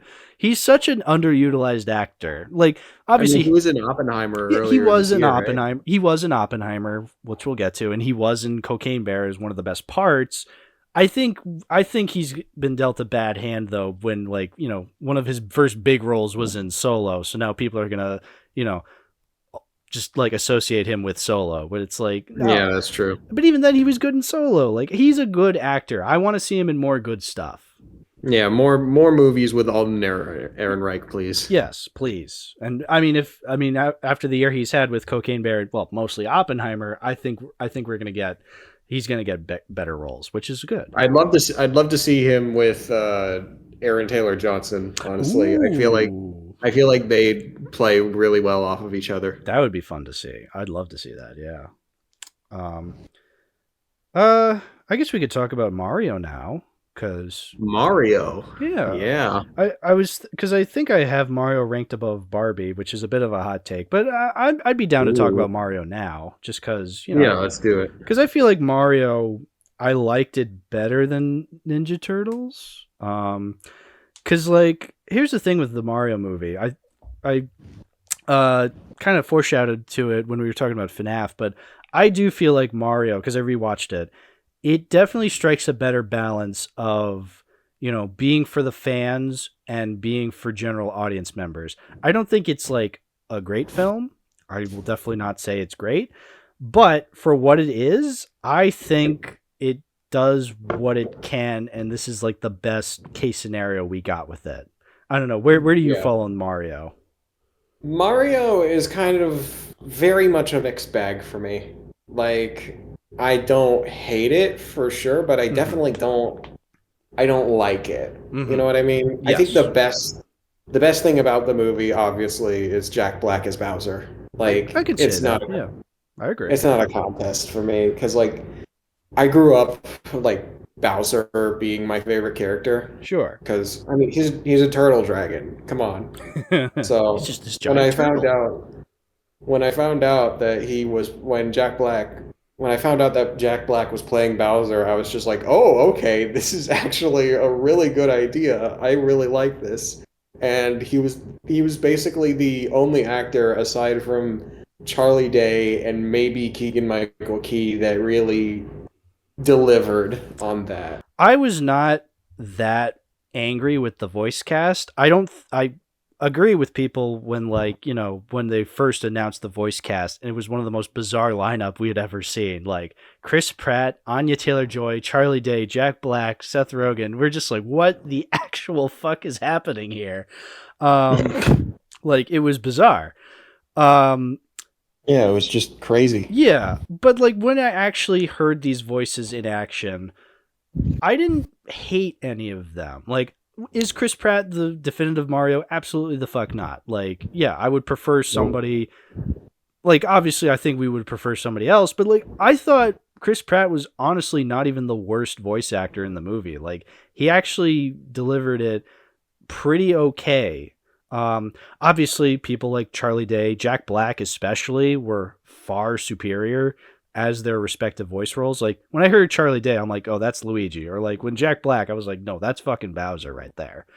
Honestly, though, like, but even voice actors I was not the biggest fan of, like Anya Taylor-Joy, who I'm a fan of on any other given day. Like, I think she's a great actress. She just wasn't Peach to me. And then Seth Rogen as Donkey Kong was a little out of place, but I don't know. It It wasn't. was fine. It was fine. Like Wasn't- it wasn't like so out of place. It was amazing, but it wasn't like Donkey Kong to me. I don't know. I didn't hate it. I thought he had a couple of great lines. Like there was that scene where like they're having like that third act kind of like come together like in the belly of the whale, and Mario's just like, yeah, well at least your dad doesn't think you're a joke like me, like mine. And Donkey Kong goes like, yeah, well your dad's right. Like that actually got me to laugh really hard. Like I thought they were gonna do a pep talk, and then they're just like, "Oh, your dad's right." Your dad's right. It's like, okay, that was funny, but yeah, no, I don't think I like when I say I defend this movie, I'm not defending it as like a great film. Like I think everybody who has criticisms for it is absolutely right. Like this is not like it's Nintendo and Illumination, man. Like I think this is the best we could have gotten from them, but that doesn't mean it's flawless, you know? Yeah. So I completely sympathize with people who don't like this film. I don't think it's the worst animated film of the year, though. Like, I think it totally deserved the hype of being like this huge like event film that you go and see in theaters. And I also don't think it was over animated, but you know. Oh my, yeah.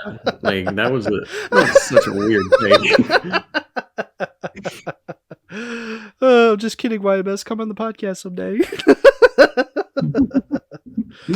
But yeah, no, I think for what it was, like, I don't know, I didn't hate it. Like, I think it's in the same ballpark as the Sonic movies for me. Like, I can see the things wrong with it and how it kind of like falters, and it's not as good as it probably could be. But I don't know, I'm just not passionately like I don't really have a passionate aversion to it either, you know.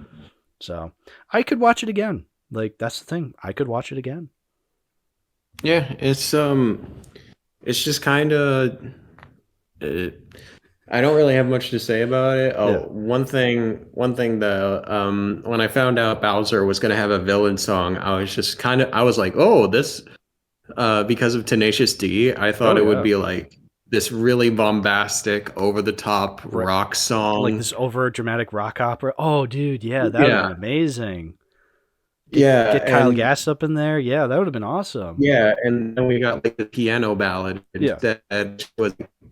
It wasn't awful, but like I'm kind of disappointed. Yeah, no, it was definitely not as good as it could have been. Like, I mean, for what it was, like, I guess it was funny of him just being like, peaches, peaches, peaches, peaches, peaches. It's like, yeah, that's funny. But then it's like over before it even starts. It's like, okay, well.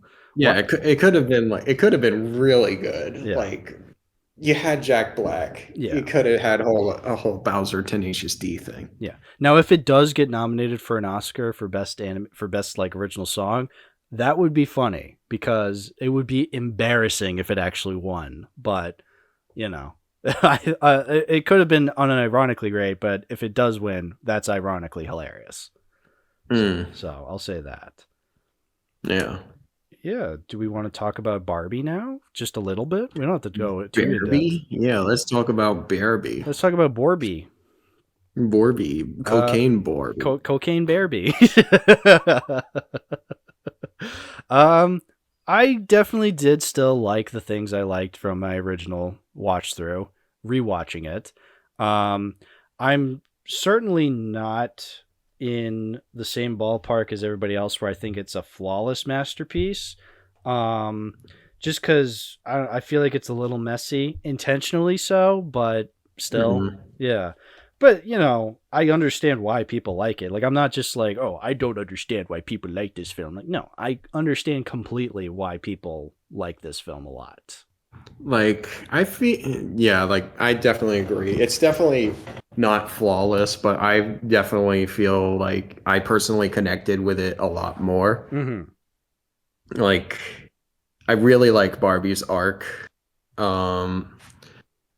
Where the whole thing about it is just like self-identity and discovery, and I thought that was just a really, to make both Barbie and Ken go through that arc was a really like ingenious idea, and the way it was executed was just really good for me.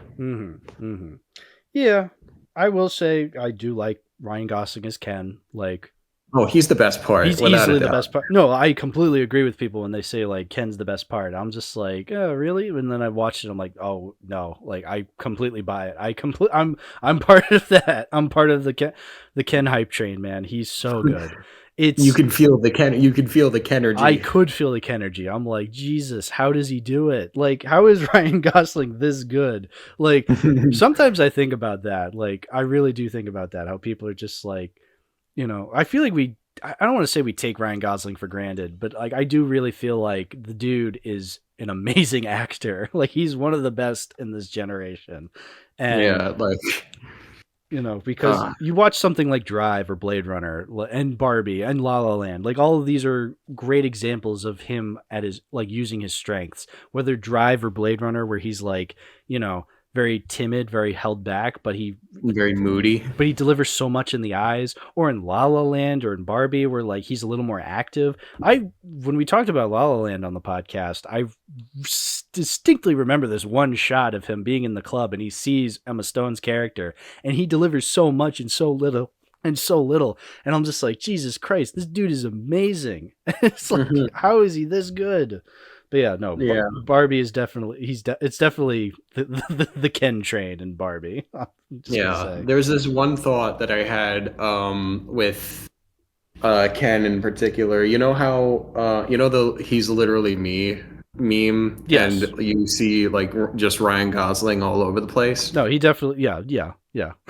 Yeah, I can't help but feel like the casting was, if it wasn't intentional, they were definitely like it definitely crossed one of their minds while they were making this movie, Oh, probably because you raise a good point there. Yes. like the major thing about Barbie is that it's about like identity and who you are, Yeah. and having Ryan Gosling the face of like, oh, he's literally me. Yeah.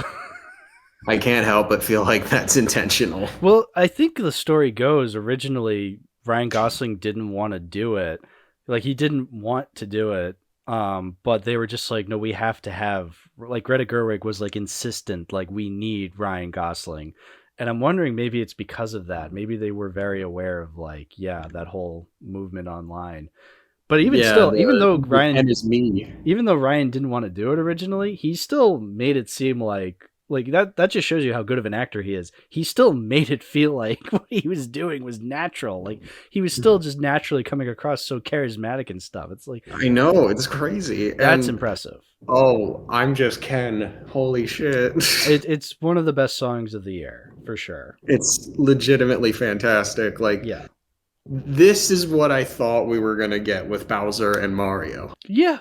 Oh yeah, that's a good point. Yeah, no, this I'm just Ken, better than Peaches, unironically. I'll say it.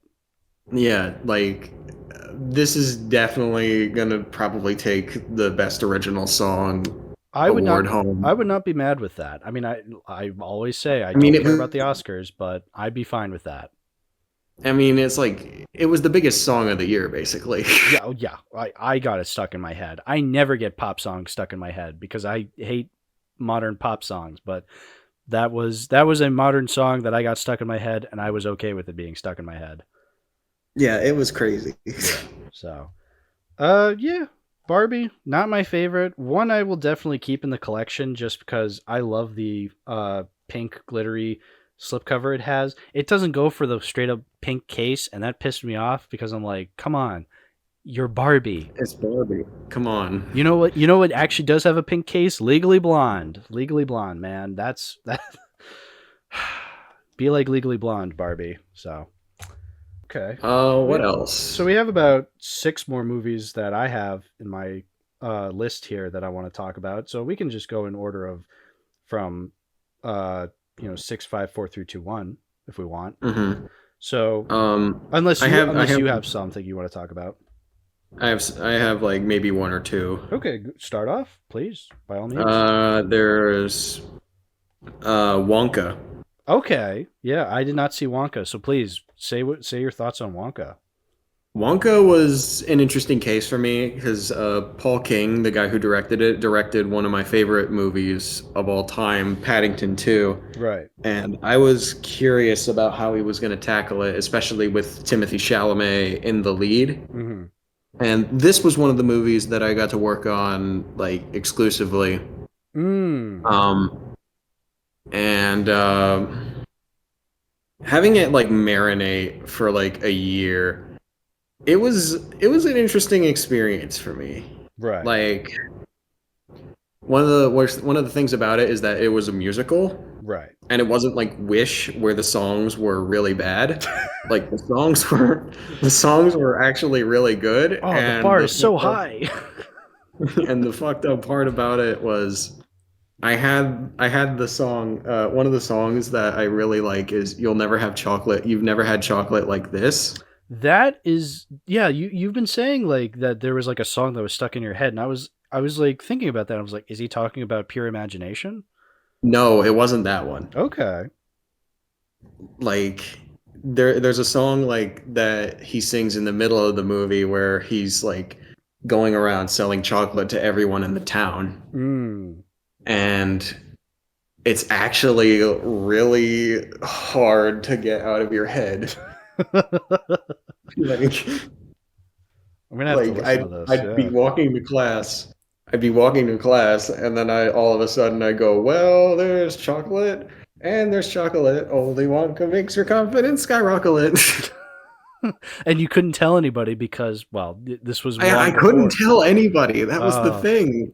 that's And gotta. I couldn't listen to it. I couldn't listen to it again to get it out of my head. So it was just It's so much fun, like hearing about the movies that you've worked on, like, and you get to talk about them now that they're out. But like, you've been thinking about these movies for like months. So like, there's probably Mhm. movies you're working on right now that we won't know about until they actually come out. Like that's fucked I up. know, it's crazy.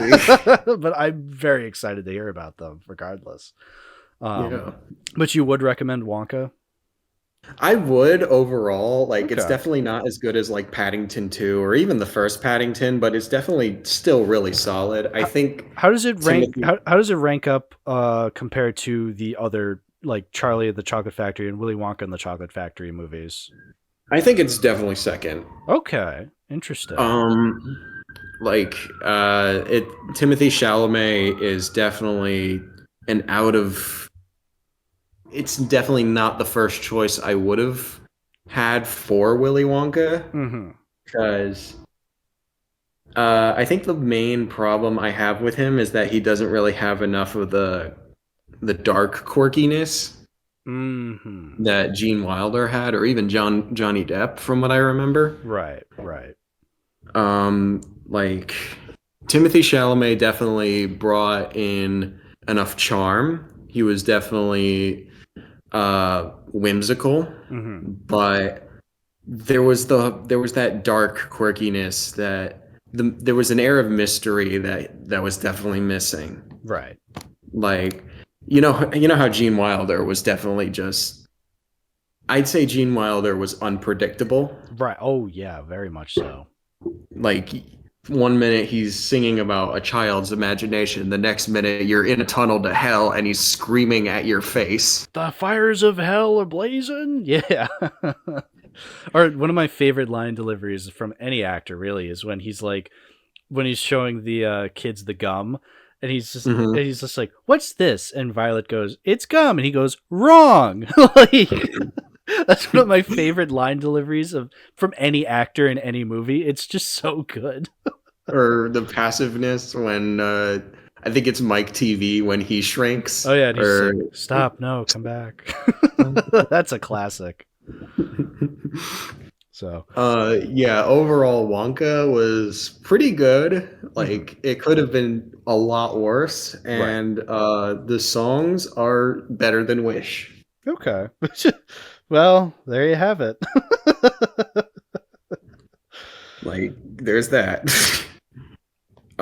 What else is there that I wanted to discuss? Oh, Saw X. Yeah, I still haven't seen Saw X because so I watched all the Saw films when prepping for Spiral.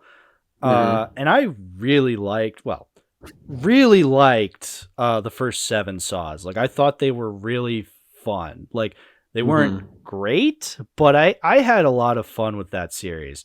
And then I hated Jigsaw, and I especially hated Spiral. Well, no, I think I hated Jigsaw more than Spiral at the time. But I feel like Spiral is definitely worse. I feel like if I go back, Spiral will definitely be worse. I think I was just having a hoot and a holler watching Chris Rock try to act dramatic. Like that was. Oh yeah, the scene where he's like screaming in the car. Hey man, I'm screaming in the car. This Jigsaw killer. And he's like hitting the steering wheel as like the camera is shaking.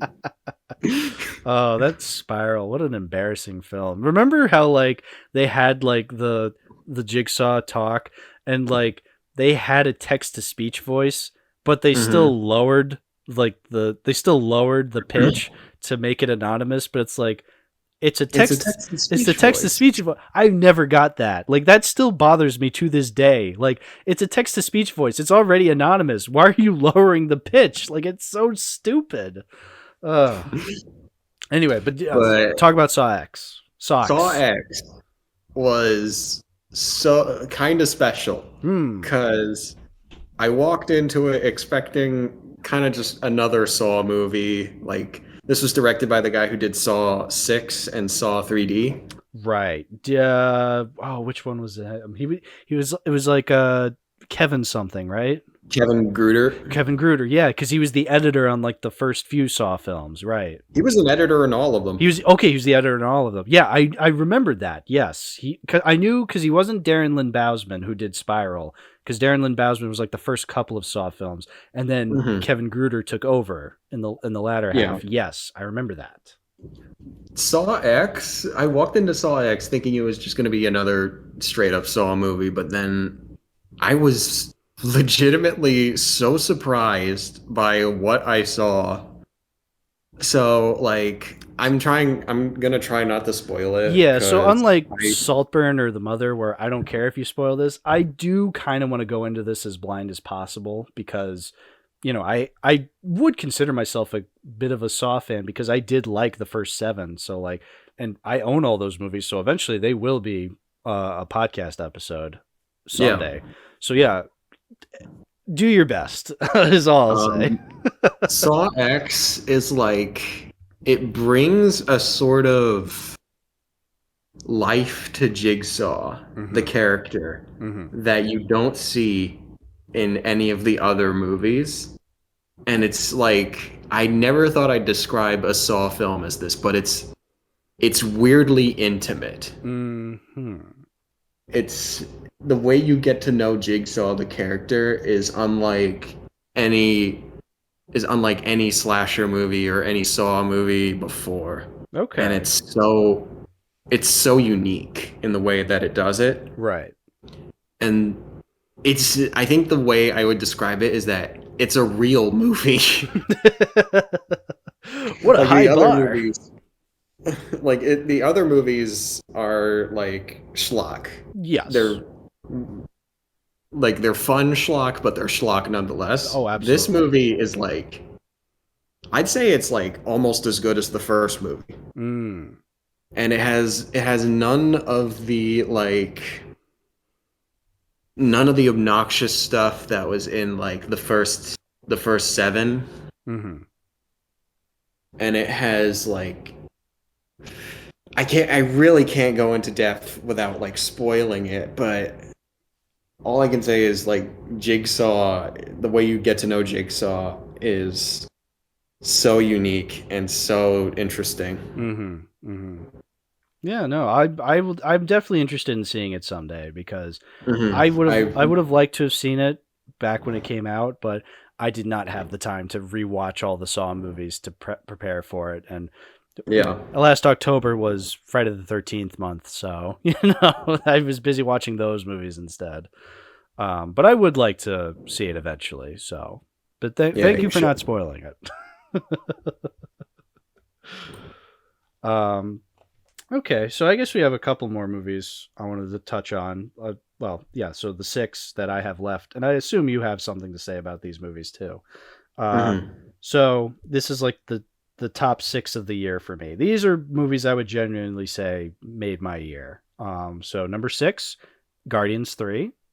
Yeah. I know I gave it like a 6 out of 10, but I can see myself raising the score because it was just genuine. It genuinely made me appreciate, like, oh, right, this is the kind of movie I want to see from the MCU. Like, you know, we're focusing on these characters I actually like. Hmm. They're actually making the villain is actually a lot of fun, like, and actually makes, is actually threatening. Like, I don't know. It really harkened back to reminding me what it is I love about the MCU. Like, why I fell in love with it in the first place. And it is these fun characters in these fun situations. Yeah. But also having that heart. That's what, not only harkening back to what I love about the MCU, but I'll go a step further saying what I love about the Guardians movies, because the Guardians movies are a step above your average MCU film. Yeah, they're disconnected Yeah. from the MCU, Yeah. basically. That's what I've loved most about the Guardians and the Spider-Man films. And I mean, I guess it depends on like what you're able to look into. I mean, at least with Spider-Man, like, yes, it is connected more to the MCU as a whole, but like, I feel like I can still forgive it because it knows that Spider-Man is the central character, and like Tom Holland does that character very well. But then Guardians, oh yeah, you can separate it entirely and it works. Like, it just works. Especially Guardians 2. Like, oh man, Guardians 2, such a good film. Um, I would definitely say Guardians 3 is my least favorite of the 3, which is why I gave Hmm. it like 3 stars. But like, I don't know. I don't know. Like I said in my review, like, even though it's like the lowest of the 3, you know, it's one of the better films I've seen from the MCU in general recently. So like, I mean, yeah, that goes without saying at this point. it does go without saying, but I still have to say it. Like, like, I don't know. It was just genuinely just a fun time, and I was hooked the whole way through. And I'm glad it's the first MCU film to have the F-bomb in it. And they used Like, it. They used it beautifully. Just having Peter open just, the fucking door. yeah, open the fucking door. Like, it works really well. There was, I think another thing I really like about Guardians 3 is that it actually earns the PG-13 rating. Oh yeah. Like, it every Marvel movie aside from like maybe a few should just be rated PG at this point, because they don't do anything that is like that really like warrants it, other Yeah. than say shit or have some like lewd moment that's like, Yeah. Yeah, there's you definitely watch these movies and you feel like, okay, this was definitely made for children, but they also want like the adult audience, because a huge majority of the audience is adults, because you see the fucking YouTube channels of people with fucking Thor t-shirts and talking about Easter egg videos. Like, yeah, there is absolutely an adult audience, and I feel like they don't want to alienate that adult audience by making them exclusively PG, because mhm. there is a difference between a PG and a PG-13 for sure. Like, you're gonna have more Yeah. adults going to that one. But regardless, yes, majority of them, yeah, there are very few modern day PG-13 films that I would say earn that. Like, I think Shazam, the first Shazam, I remember when I watched that in theaters, I'm like, oh yeah, no, this is definitely PG-13. Same thing Yeah, here. because like you got the people in the conference room Oh, that the just conference room scene, man.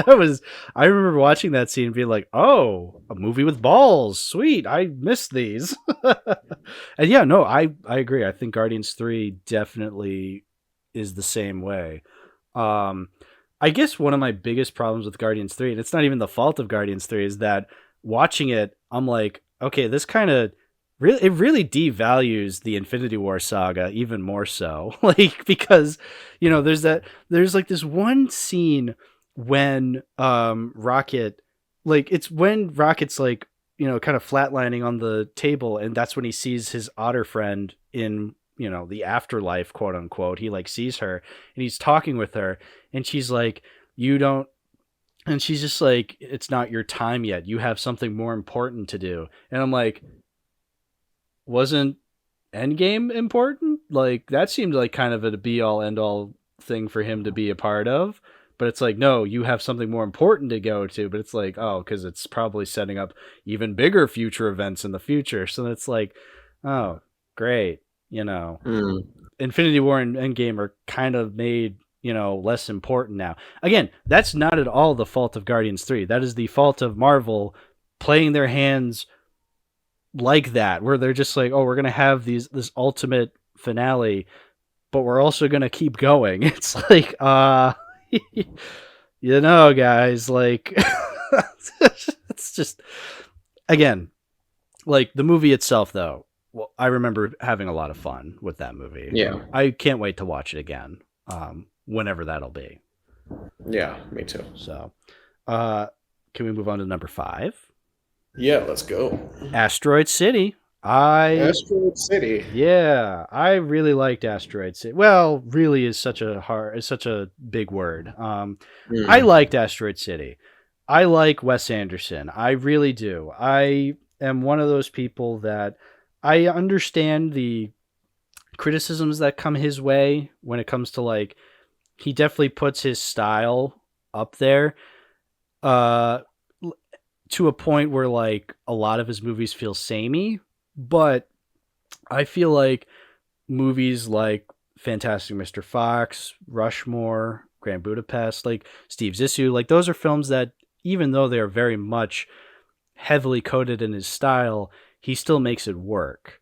Yeah. Asteroid City, I feel like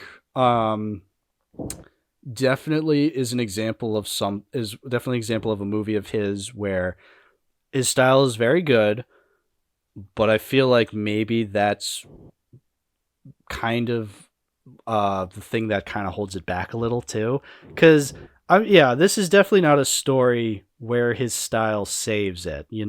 Like, yeah, it's too quirky. It's too dry. Yeah, like it's very much a film that it's probably one of his driest films. Like, he goes for like the dry and witty humor, but like I think this is the movie where it's the most dry. Like, you don't have that scene towards the end. Did you ever watch the Royal Tenenbaums? I did, but Okay. I don't remember a lot of it. Yeah, well, there's that scene at the end where Ben Stiller's character kind of has that breakdown moment where he's like, I had a really rough year. Like, that kind of adds a little more heart to that movie. Whereas, like, you don't get that in here. Like, it's dry all the way through. And I wouldn't be necessarily against that, but it's also a movie that is, meta, because it's a movie about a play, but the movie is framed around explaining that it's a play. So like it's very much like wink wink towards the camera a lot. And I'm not inherently against that, but the dry wittiness of, like, the super dry dialogue and deliveries mixed in with the meta storytelling kind of make for a heartless movie. Like, I think that's one of my biggest issues with this movie is that I think there's no heart. I think the best word that I can describe this movie as is kind of aimless. Yes. Oh, yes. Now, it looks amazing while being aimless, but it is aimless nonetheless. Like, like it kind of feels like one of those Sundance movies where the visuals or the themes take the steering wheel of the film. Yes, of the film of this metaphorical car that is the film. No, you are 100% right. No, I agree. Because it makes it hard to connect. Like, and I feel like a lot of the comedy does come from the fact that these characters are so matter of fact with their situation, because, there is that subplot about the fact that the main guy, Jason Schwartzman, his wife died, and he's trying to, grieve. He's trying to grieve. Like, he's trying to deal with that grief with his children. but I don't. But I feel like because the dialogue is so witty and because it is a meta storytelling, like the movie's not like making it a twist that this is like supposed to be a play. Like it's very blunt about that. And I feel like it makes it hard to then connect because it's like, okay, you're telling me that these characters are not real. I can't connect with that. Like Jason Schwartzman does a great job as an actor, but I don't really feel for him. I really don't. And like, the way that he just dryly says his lines, the way that Scarlett Johansson dryly says her lines, like the movie is way too dry. Not just because it takes place in a desert, but like just because like it doesn't feel like it's taking the story seriously. And that's because it's not. Like it's being very upfront about the fact that like, hey guys, this is a play. And I'm able to be just fine with it for the majority of it. Like I'm just like, okay, like it's not, I don't know. I think the part that really got to me was that part during the climax where like they straight up are just like, I still don't understand the play, and he like walks out and like he just where he talks to the director. He talks to the director. Like, I mean, I like the scene of him talking to Adrian Brody, and then I like the scene where he talks to Margot Robbie. Like those scenes, like on their own, are great. The one scene I didn't like was when they're in the Willem Dafoe's classroom, and they're just like, you can't wake up if you don't fall asleep, and they're just like repeating it. They're just like, it's supposed to get like a reaction out of you. You're just like, oh, this is weird, and then it just kind of stops and it moves on to like the falling action part of the movie, and I'm like, oh, that was the climax. Yeah, weird. Like, yeah, no, I did not like that at all. It just felt very, I don't want to say pretentious, but it felt like, what was the point? I don't often like calling Wes Anderson pretentious, but I do kind of agree with you.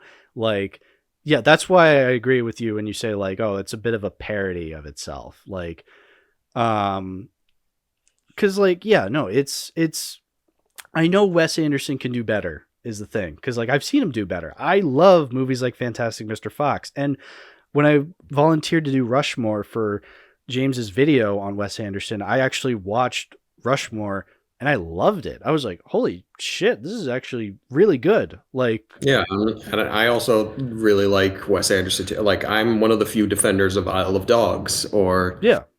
I really like the French Dispatch. I feel like it's interesting because French Dispatch also was there was a bit of a disconnect between the characters and the audience, because like, the movie was very upfront about the fact that it's an anthology movie, and like, these characters are very dry. But I feel like French Dispatch did it a lot better because at least that movie was an anthology movie. So like, you don't have to necessarily connect with the characters for very long. And what it shows is enough. Whereas in Asteroid City, it was also like way more entertaining. It was also way more entertaining. Yeah. Whereas in Asteroid City, it's a whole movie. Like, we kind of have to relate to these characters. And yeah, no, it's definitely a culmination of Wes Anderson. Like, I feel like French Dispatch was called like the most Wes Anderson movie ever. And I feel like that's more so a compliment. Whereas like here, this is the most Wes Anderson movie, but derogatory, like, yeah, even still, I like Asteroid City, like just because, the movie is so well made. The camera moves very well. The actors are still, like, even when they're saying things in a very dry manner, it's still funny. It's still entertaining. I like I said in my original review, I think there's some scenes in here that are some of my favorite ever directed by Wes Anderson, but the movie as a whole doesn't work entirely for me. Yeah. What's the phrase? Like, it's not as good as the sum of its parts, something like that. Yeah. Yeah. Yeah. That's what it is. It's basically the Beauty and the Beast Yomo cut, where Mordo compiled all the Beauty and the Beast movies together to make this one long films, this one long story, and it didn't work because the two sequels are vastly inferior to the quality of the first one. Yeah. So, yeah, I don't have a ton left to say about Asteroid City. I thought the alien was pretty cool. Oh yeah, I love the alien. He's the poster on Letterboxd for me because I love that alien so much. I mean, he's just a little goober. He's just a guy making his way in the universe. So, I did like Asteroid City. I just, it's not my favorite from Wes Anderson. I do have some complaints for it. Mm-hmm. But moving on to number 4, Godzilla Minus One. I liked it. Mm-hmm. I think I speak for everybody when I say it's a great film. So I loved it. It's my favorite movie of the year. Yeah. Yeah, no, I don't think it's my favorite of the year, but I absolutely loved it. Like, I think it'll get better upon rewatch for me. I've only seen it once, but watching through it once, I was like, "Oh, this is great." Like, it's a kaiju film that I can finally say, I feel like when I watched a lot of kaiju films over the years, I've kind of made it a tradition to be like, oh, whenever Godzilla was on screen, it was the best movie ever. But then when it wasn't him, it was kind of eh. But like for the first time, I'm just as invested in the human characters as I am Godzilla. Like, I know, like, the human drama is probably the best part of the movie. Honestly, and I don't know, I'm pretty sure this will be a bit of a hot take. I genuinely think I like this better than the original Godzilla, this movie. Ooh, purely because of the human drama. Like, I kind of agree, to be honest, because like, as much as I like the original Godzilla, I can't really name any of the characters aside from Serizawa. Yeah, I have always been more of a I respect the original Godzilla more so than I love it. Like, it's a film I greatly respect when it comes to like where it stands in film history. Yeah, stuff like that. I would still watch it again because I think it's a good film. But I think if I had to choose between that and Minus One, I think I would go. I like Minus One a little more. I need to see Minus One again. I need to see it again.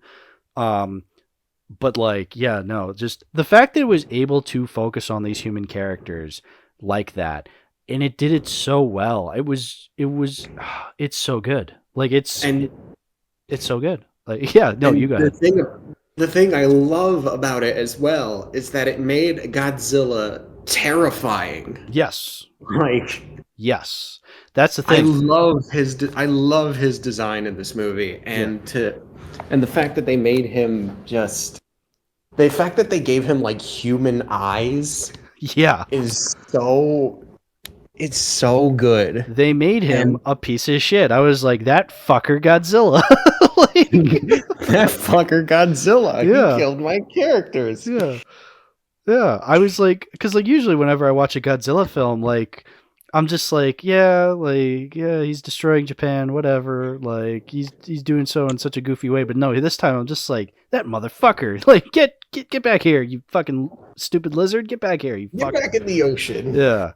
I really liked the effects. Like, well, so the thing is, like, there were certain scenes where I was like, oh, I can see that it's CGI and doesn't look that great. But then I saw other scenes where I'm like, oh, they were saving it for that. Well worth it, Like, yeah, like a lot of like the city destruction. Holy shit! I never I also never did I interrupt? Sorry. No. I've pretty much said what I need to say.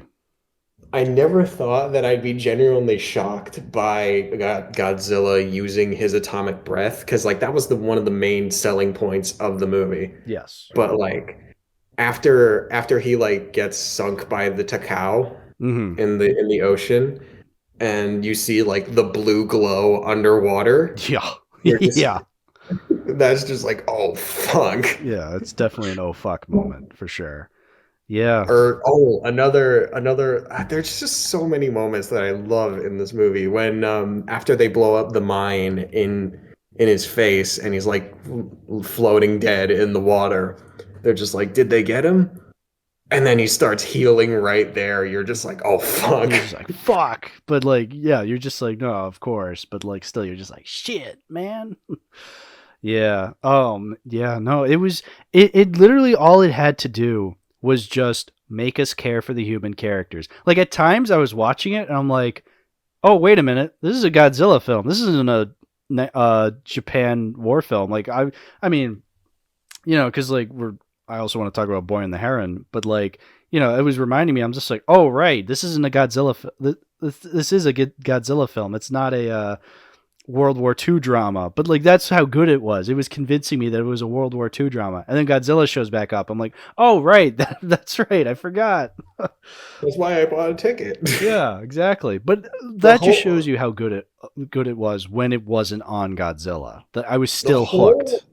The whole attack on Ginza. The whole attack on Ginza is probably my favorite moment out of any Godzilla movie or just any movie that came out within the last 5 years. It was big. The whole, like, because of the fact that you care about the humans, it made the attack so much more personal and scary. Yes, like, definitely.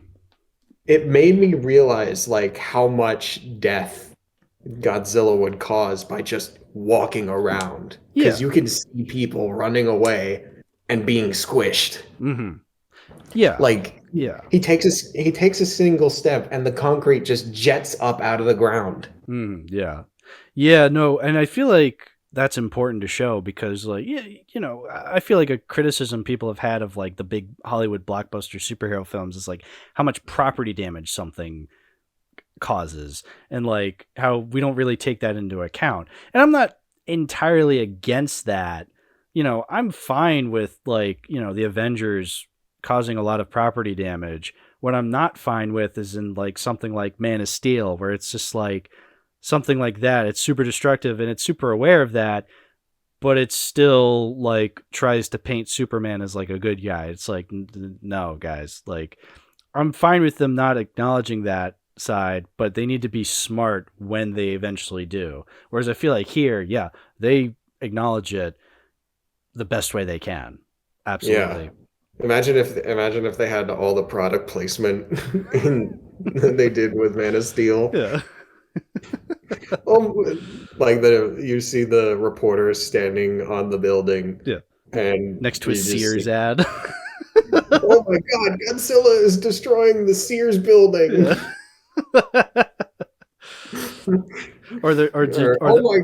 You just see Godzilla like step on an IHOP. Yeah, steps on an IHOP, and then like once he's done, like everyone's just like looking around, and one person goes like, "Well, I'm not cleaning that up." It's just like no. Well, that just happened. Guys, you're gonna want to see this. They're in the water, and Godzilla's like charging up his atomic breath, and the sailor's just like, "Oh, he's right behind me, isn't he?" Yeah. Just when I thought this day couldn't get any worse. Oh, this movie sounds great. Godzilla minus quality. Yeah. Yeah. No, this is definitely the best case scenario for this movie. Yeah. I don't love a lot of this. I don't love some decisions it makes, more like the ending. I don't want to spoil it in case anybody hasn't seen it. I'm talking about the very, very ending. I'm not there yet. I've heard people like it. Maybe I need to see the movie again to like really warrant that. I do, but I will say my first time around, I was like, I don't really like that. But 99% up until then, I loved the film. I thought it was great. So yeah. I highly recommend it. One last thing I want to bring up about this. I remember reading a review saying that this movie was life-affirming, and I was just like, yeah, honestly, it was. Yeah, I can say that. Yeah, I can see that for sure. Yeah, because that's the struggle the main character goes through. He's just like, why am I still here? But it's just like, it doesn't matter why you're still here. You're still here. Like, that's the important part. Yeah, as long as you're still here, you're surviving. Right, exactly. You're living. And it's like I never expected a Godzilla film to be so poignant. Well, yeah, no, I'm so glad that a Godzilla film can be poignant like that. I hope this gets like I know the Oscars. It's I hope it gets its moment. You know what I mean? Yeah, that would be interesting to see. Like, what could it be nominated for? Like, Definitely best VFX. I Like, could come see on. that. Yeah, well, in a year of horrible VFX, yes, I think Godzilla may have a chance unless the Academy is gonna like really pull a boner and like nominate some like MCU film. They nominate Quantum Mania. Oh my god, I would love that. That would be the funniest thing ever. I It don't. did get shortlisted. It did Uh, get shortlisted. yeah, honestly, if I had to go with best VFX, I'd rather give it to Oppenheimer. But if Godzilla got nominated, I would not be opposed to it winning. I think it would definitely deserve it. Yeah. So, um, yeah, about three more movies left. Boy and the Heroine. I I keep I calling it that because I think that's funny, but Boy and the Heron. How do you live? I think that's what the original title was. Yeah, I haven't seen it. I don't think I even saw a trailer for it because like I want to walk Ooh, into it as blind as possible. So definitely go for that. Yes. I liked it a lot. I've not been. Well, that's not true because I love Princess Kaguya. Like that's one of my favorite Ghibli films. I was just going to say I've not been the biggest fan of their output the last decade, 15 years. I mean, Earwig and the Witch, Well, right? Earwig and the Witch. I personally was not into when Marnie was here or when Marnie was there. I forget what it was called. The one with Marnie, I was not a fan of that one. The one with Marnie. The one with Marnie. I liked Wind Rises and Secret World of Arietti and From Up on Poppy Hill. I liked them, but I haven't really had any reason to revisit them. Like I rewatched Spirited Away recently. I fucking love that film. I need to rewatch that. It's been a Oh, while. it's so good, so good. Love Spirited Away. And again, I love Kaguya. That's also one of my favorites. But yeah, no, I can see Boy and the Heron maybe being within my top 10 of Ghibli films. Maybe. Really? I don't know if top 5 though, but definitely top 10. I could definitely see that. Like Uh somewhere number 6 or 7? maybe 9, 8. I don't know, it depends. But like I definitely liked it a lot. It definitely has one of my favorite Ghibli protagonists. I love the main Mm. character. I think he like the way he's written, the way he's acted, the way he's drawn, animated, it's phenomenal. So yeah, I won't say anything more. You haven't seen it. I don't want to give anything away. I just watch it. Dub, sub, I don't care. I hear the dub is really good because Robert Pattinson's in it. I Oh watched yeah. I watched the sub because I'm very much a sub person, but like I loved it regardless. So I highly recommend it. Um, Number two, though, you have seen Oppenheimer. Uh, Oppie. Op- Oppenheimer Oppa Gangnam Style. Oppenheimer style, yeah. Oppenheimer. I already talked about it with Mordo, so we don't have to go into too much detail. But I will say it got better upon rewatch for sure. Oh yeah. I Like, watched it probably like 4 times when it came out in digital. dude, like 4 times, and it's 3 hours long. But no, I agree because it is paced perfectly. I like paused it maybe like halfway through, and I'm like, wait, I'm only halfway through. Like this is going by like really fast. Like it's paced beautifully. Yeah, Um, like I think the pace for the first time around, I felt it because like I was in the front seat, right. like looking up at the screen. So like Yes. I felt every minute for that. But like watching it at home, the way Nolan The intended. way Nolan intended. Yeah. No, yeah, definitely. It's weird upon your first watch through, which is why I gave it like a 7. I was like, it's good, but like it was kind of weird. But then when you actually watch it all the way through and you understand the pacing and you understand like where everything's at, that's when it like clicks and I'm like, oh, mwah, chef's kiss, dude. Like Mm. Yeah, and it's so good. I was because I the last episode we talked about Interstellar. Like that's another Nolan film that I rewatched that got worse upon rewatch.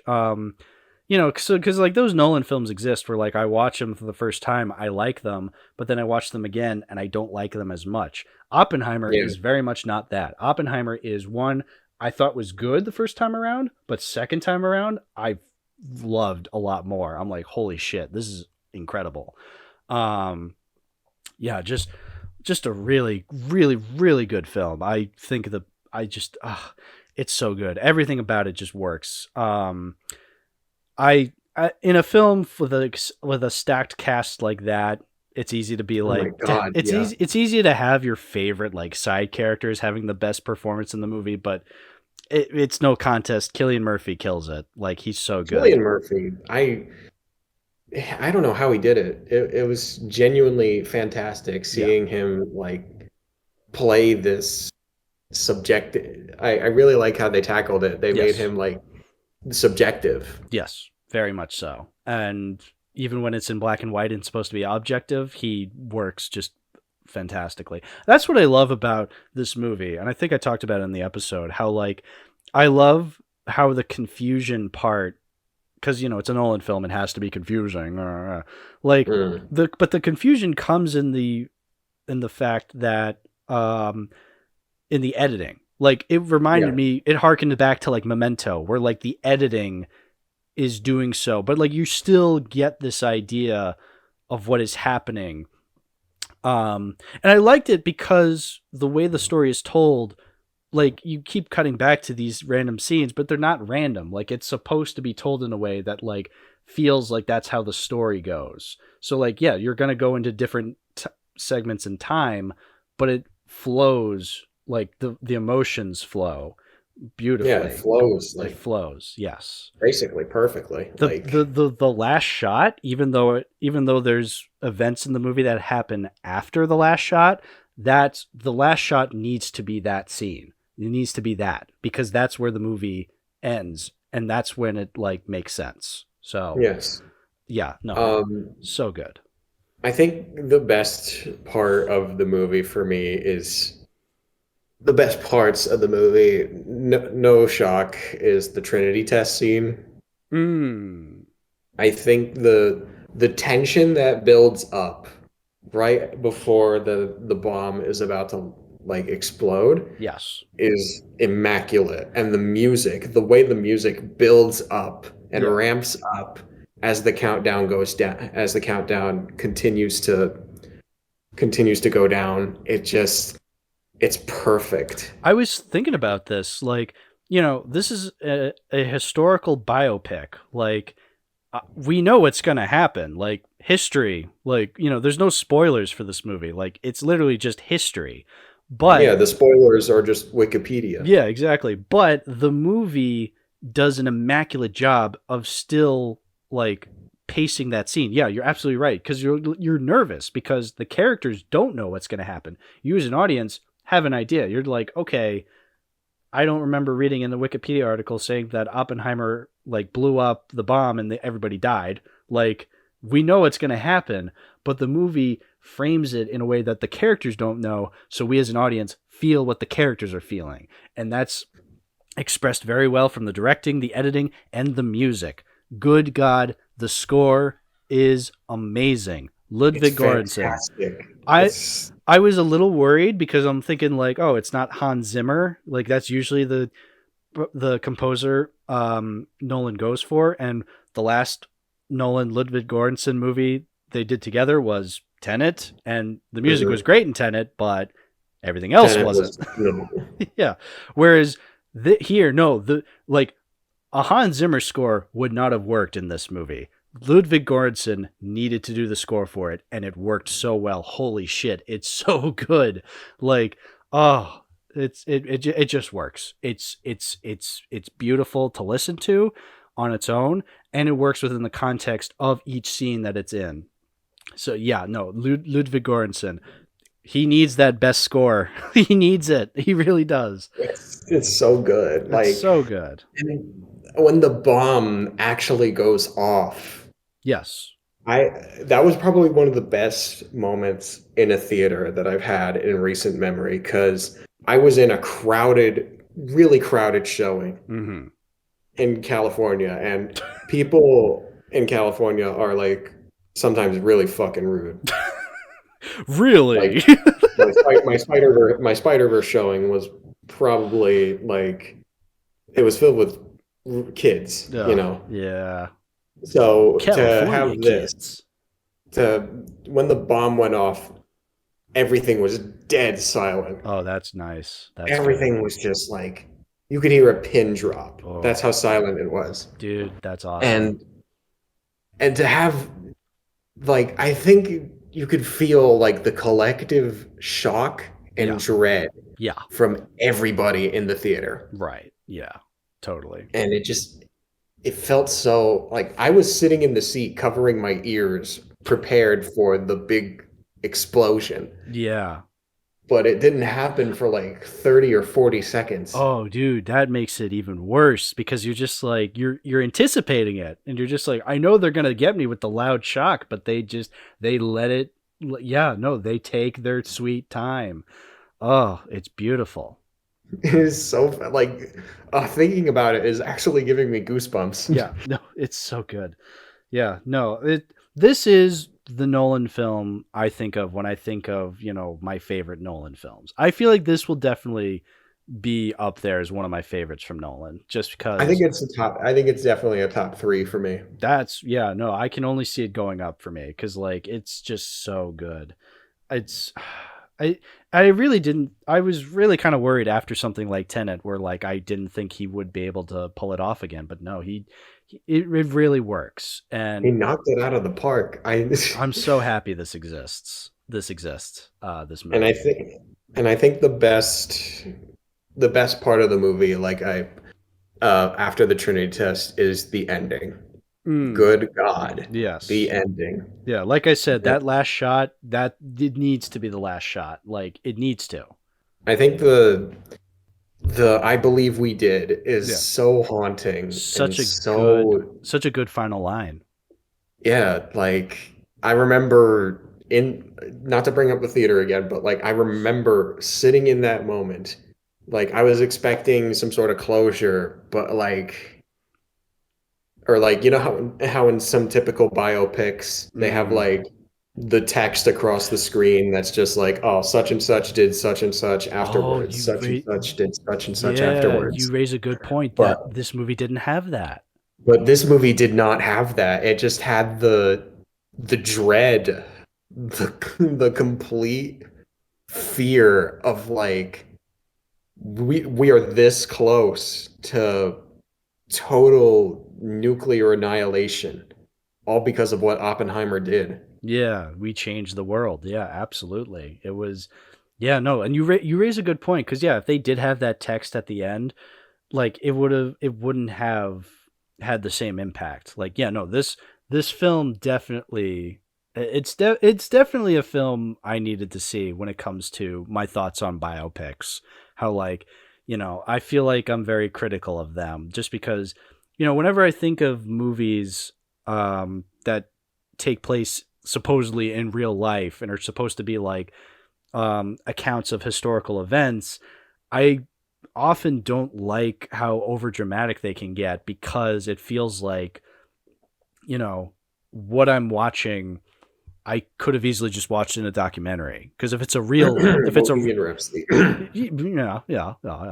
Like if it's a real life event, I want to just know the facts, like, but I feel like this is one of those biopics that like gets it right. Like it's the kind of film that just gets everything that it needs to get right in order for me Yeah. to take it seriously as an account of what actually happened, but I still get an amazing narrative out of that. Because here's the thing, the movie never really like says it's a straight up accurate portrayal. Like it is very much open to the fact that it is a subjective retelling of these events in the same way Mhm. that something like Amadeus is. I love Amadeus. Like that's a I film need to that, watch it. oh my God, it's so good. Like it's another 3 hour biopic like that, but that's a film that never really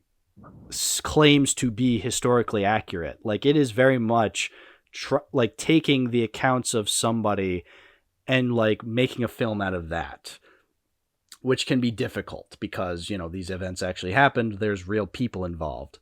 But I feel like Oppenheimer is very much in the same ballpark as Amadeus. Like, it does so without claiming to be realistic. It's doing something to, you know, give an experience. And it's definitely up there. I was at first like, is this really one of the best of the year for me? But no, it absolutely is. Oppenheimer is definitely one of the best films from this year. I can see it just like, you know, going up in my favorites pile. Like, and I'm keeping the 4K. Like, I guess I was trying to save like, saying whether I'd keep the movies I have on Blu-ray, whether I'd keep them, but not to spoil it, but Oppenheimer, I'm definitely keeping. Yeah.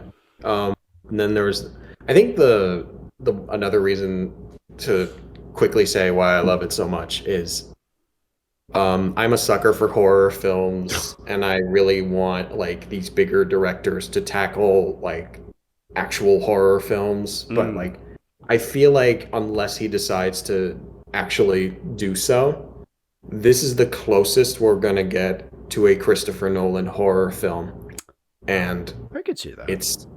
It's really the kind of horror it offers is very different from like something that Jordan Peele would do. Yeah, it's very existentially horrific. It's existentially horrific, and it's I think the best word that I can use to describe it, to describe the horror, is Lovecraftian in a way.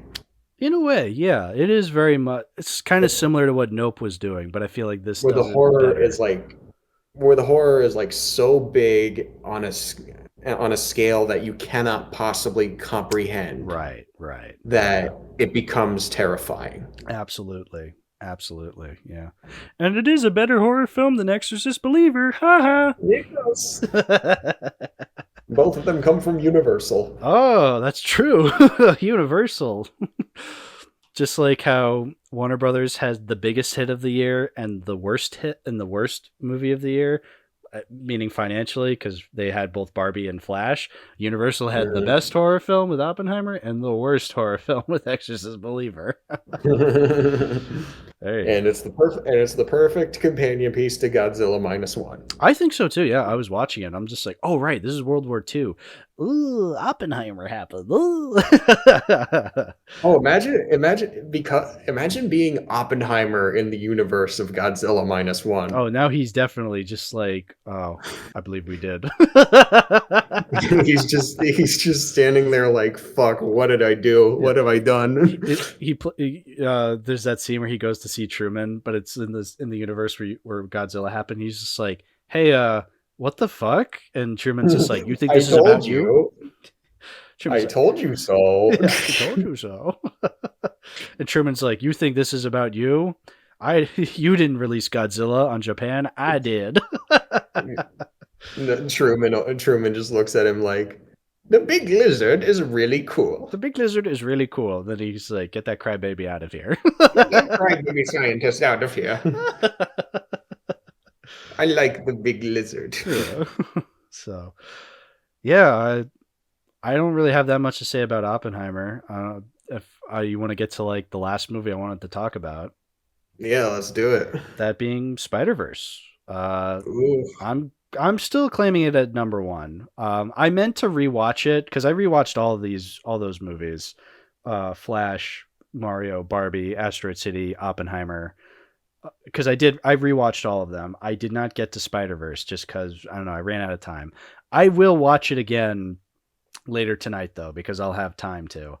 But even still, I did watch it twice. I did watch it twice in theaters. And even though I probably will have problems that will develop over the years when I rewatch it, I don't know, just something about this film is so special to me because there were just little moments where I was like, I'm watching something special. Like from the very beginning of the movie, like when it first starts, like even before any logos have come on the screen, like in the corner, it has that little like cough cough in the corner. I don't know. Did you ever catch that Oh when yeah, watching it? I think I saw Cinema Wins video on that, and like I think he mentioned it. Yeah, like that happens in the first second of the film, and I'm like, all right, I'm about to watch something special. And then it keeps going. Like you have the first like 30 minutes of the movie focused on Gwen Stacy, a character I who I said I was not the biggest fan of in the original, but then I love even more now because of this film.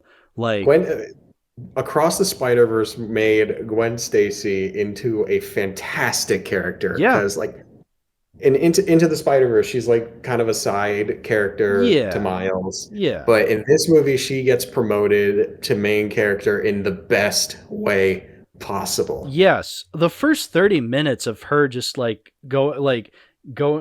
just having her story. Like I was so enthralled. I was like, "Oh my god, this is so good. It's well And paced, it's well acted." oh, it's very good. And I loved seeing her interact with her dad.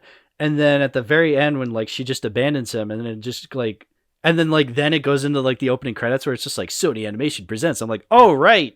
The movie hasn't even When started yet." I legit remember having the biggest, dumbest smile on my face when like the music ramped up. You see Gwen like looking at her dad as she's about to Yes. walk through the portal, Oh, and then it cuts to black, and then you yes. hear the record scratches. Yeah, you're just like, oh right, this hasn't even started yet. But that just shows you that there's something special going on here. I Um, know. It's like, and another thing I really love about the intro, the first 30 minutes of the movie is the way Gwen's world looks. yes. Oh Oh my yeah. God. From a yeah, just like I've been saying, from a technical standpoint, this movie's no different than the other animated films. It looks amazing. I Um, want to bring up the visual like animation. Like I know that animation being good is like a bare minimum at this point, but like the way this movie executes that, having the backgrounds match what how the characters are feeling yes. in that particular moment. Yes. Well, that's what I mean is like that's why when I think of like the best animated films of the year, Spider-Verse for me is the best. Like Mhm. you could probably make the argument maybe Boy and the Heron like deserves best animated feature or like maybe best of the year. I don't know. I'm sure you could make an argument for like other animated films. For me personally, I think Spider-Verse is one of the best purely visually, but also I think the story also delivers on what it needs to deliver on for sure. Um, Mhm. it's just something I'm watching and I'm like, no, this is unique for me. Like I'm getting a unique experience. I'm getting something like I don't know. There's just so much to it that I love. Like it's so unique to me, this movie. Even though it is a multiverse movie, which that we have a dime a dozen of those now, which is kind of a shame because you'd think for a concept as limitless in potential in trying to establish like you can do anything you want with a multiverse concept, and a lot of these movies come out being the same thing. It's A frustrating. cameo fest, Yes, basically. but I feel like this is one of those movies that actually takes advantage. It is very much like the first one, where it's actually using. It's not just a cameo fest. Because the first Spider Verse is not a cameo fest at all. It is in fact its own original concept. This Mhm. this one is a little bit. It does splooge a little when it comes to the cameos, but It holds back. It it holds back. I think it does so maturely. It does it like Mhm. it is a little, like I think because it's such a big film that like there is that one like 10-minute scene where they're just like, this is the spider world. Here, look at all these different Spider-Men. It's just like, all right, film, you can splooge a little, fine, whatever. Like we There was that part where they were talking about like canon events, and then they showed like Tobey Maguire and Andrew Garfield. yeah, Like exactly. And then they have like I would, spectacular Spider-Man come up and it's just like, okay, like I don't know. I for mean, you kind of earned it at this yeah, point. I think they did earn it. And I do, and like the thing is like the whole canon event thing. Like you'd think it would be like the like have introducing that concept would be like in Loki where they were just like, "Hey, by the way, nothing any character is made any decision any character has made up until now has been predetermined. So there was no free will, but now there is free will because we say so." It's like, that's not good character writing at all.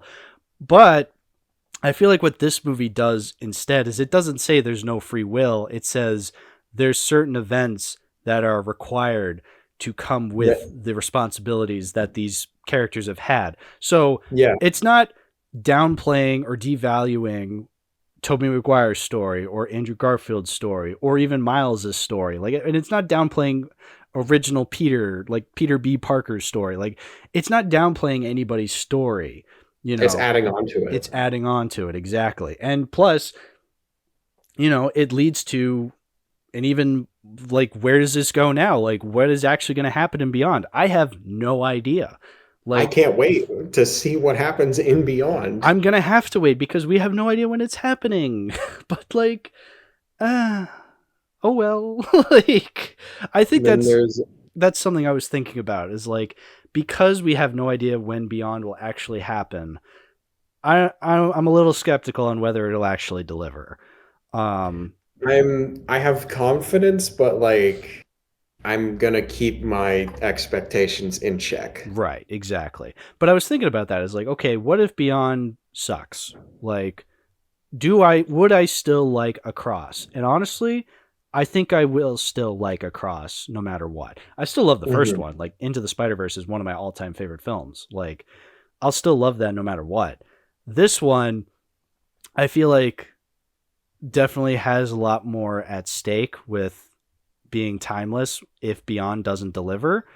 But I feel like there is enough for me to really still feel like I got something special, even if Beyond completely shits the bed, which if it does, it does. I'm perfectly at peace with that if it does. I'm willing to accept that. Yes. If that happens. I'll be mad, but I will accept it. So I think the pressure kind of hinged more. This might be kind of a bit of a weird take, but I feel like the pressure kind of hinged more on Across. yes.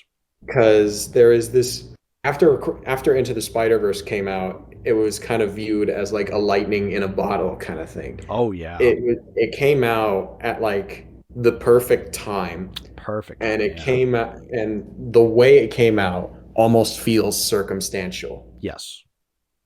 So with Across coming out, there was kind of expectations that, oh, they couldn't do this again. No. Like there was no way that they could top it. Yes. And the fact that they almost did top it,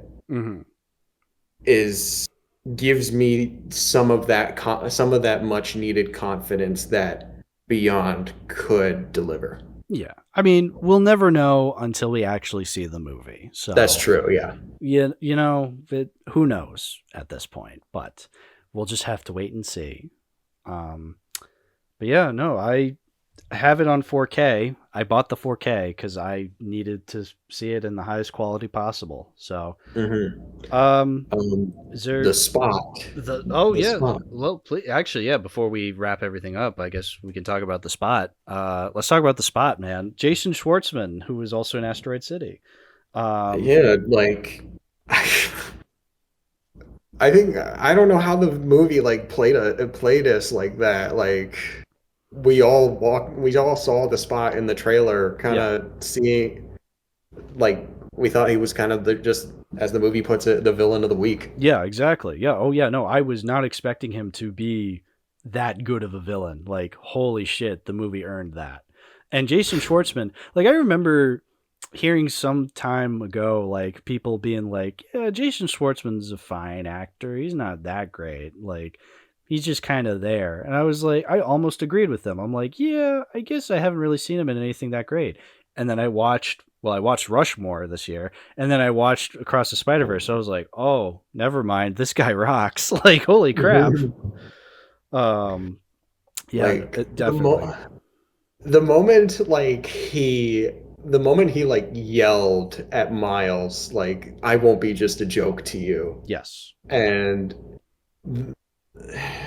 that's where I was just like, oh fuck, is this actually gonna be like a scary villain? Yes. And then he gave him that like Lovecraftian vision. That vision, holy shit. Yeah, definitely. Just so good. So very good. Like the score as well. Oh, Holy. so this is the one score. Like, I'm very much a fan of the Oppenheimer score. If I cared very much for the Oscars, I'd want that to win. But if this got nominated, I'd probably go with this one too. Like, This is a score I'd want on vinyl. oh, dude, yeah, very much so. Yeah, like that's how good it is. So good. So good. Honestly, Like I just have nothing but nice things to say about this movie. like I remember how everywhere the Miguel O'Hara sting was. Yeah, I found those like 1 hour of silence occasionally broken up by random sound videos. Yeah. Yeah, I found one of Miguel O'Hara's fucking sting. Oh, it's so funny. Just imagine like you forget you have it on and you're just going to school and you sit down, you're doing a test, then all of a sudden you hear Yeah. Oh, so good. So good. Yeah. Again, I have nothing but nice things to say about this movie. The criticisms might not come up until Beyond comes out, honestly. Yeah, it's still very much half of the picture, but it's still a very, very good half. Very good half. Yes, very much so. So yeah, is there anything else you have to say about any movie from 2023? I didn't understand Poor Things. I haven't seen Poor Things, so I'm right there with you. Yeah, I might rewatch it again, but like, I don't know. I don't get it. Yeah, it's fine. It's fine. Well, do you have any predictions for 2024? Hmm. What's the movie you're most looking forward to in 2024? Godzilla X Kong. That's a good one. Probably. That's like probably just because I'm such a Godzilla fan. Yeah. I'm excited to just see more of the MonsterVerse. Whether it's gonna be shitty, probably, but I don't care. Yeah. I'm very much looking forward to, well, same as last year, Dune Part 2. Like, that's my most anticipated. It was my most anticipated last year, but then they moved it back. Yeah. I'm very much looking forward to Dune Part 2. I need to complete the Dune side quest me and Puff are doing with the podcast. But I am also looking forward to the new Robert Edgers film, Nosferatu. Oh yeah, Nosferatu. Yeah, that would be great. That would be great if I could see these two movies in theaters this year, hopefully. Hopefully another strike doesn't happen. Hopefully not, but you never know. Or another pandemic. Or something. Just let me watch a fucking movie normally. Jesus, like, come on. No more of this bullshit. Yeah. So, yeah, I think that about does it. I think, in terms of what movies I'm keeping out of this pile, I'm going to keep them all. Like, across Oppenheimer, Asteroid City, like, those are films I love. I definitely want to have Boy and the Heron, Probably won't be for a while. Godzilla Minus One, and Guardians 3 on Blu-ray at some point. Yeah, whenever that's available, I'd love to have that. I want to keep Barbie and Super Mario just because I like those movies enough. I could see myself revisiting them. And Flash, oh brother, I'm keeping that because I still need to study far more of it because my God, it is fascinating. It is a fascinating specimen, man. I need to much like how I said I need to do like an in-depth analysis of Chicken Run 2. I need to do an in-depth analysis of Flash. So that would be so much fun. yeah, just throw Flash on the pile of movies I need to do videos on. That's what Chicken Run 2, Doctor Sleep, Flash, Lightyear. Lightyear. I do want to do a video on Age of Resistance someday, but that's a show. But you know, throw it on the pile. So, toss it into the fire. Yeah. All right, Bamason, Mr. Bamason. That's me. Shout out your stuff, dude. Where can people find you? I'm on Letterboxd as No Mr. way. _ Bamason. I also have a YouTube channel. Yeah, very nice, very nice. Yes, Very nice. yeah. Your links will be in the description as per usual. Very nice. Very nice. So, thank you, dude, so much for coming on today to talk about a bunch of 2023 movies. It was kind of all over the place, but I think we eventually made it through. We talked about a lot we had of movies. Yeah, it was a lot. But you know what? A lot of movies came out this year, and we watched a lot of movies that came out this year, so it had to be a lot. Maybe the real 2023 was the friends we made along the way. Yeah, but I didn't make any friends. I'm forever alone. No. No. Oh, it's like, yeah, because it's like I'm Oppenheimer. I believe we did. I have I am become bitchless. The destroyer of hoes. All right. Well, anyway, thank you so much. And thank you, the listener, for listening to today's episode. If you want to support the show, give a like, give a comment. Listen to us on Spotify and on Apple Podcasts or on YouTube. That's fine too. Doesn't matter. But yeah, thank you all for listening and happy 2024. Can't wait to show you guys all the DVDs, Blu-rays, and occasional VHS tapes I have planned up the wazoo. Yeah. Thanks. That's Bamason. Anything to close the episode out? It's 2024 in time. That's good. All right. Bye-bye, everybody.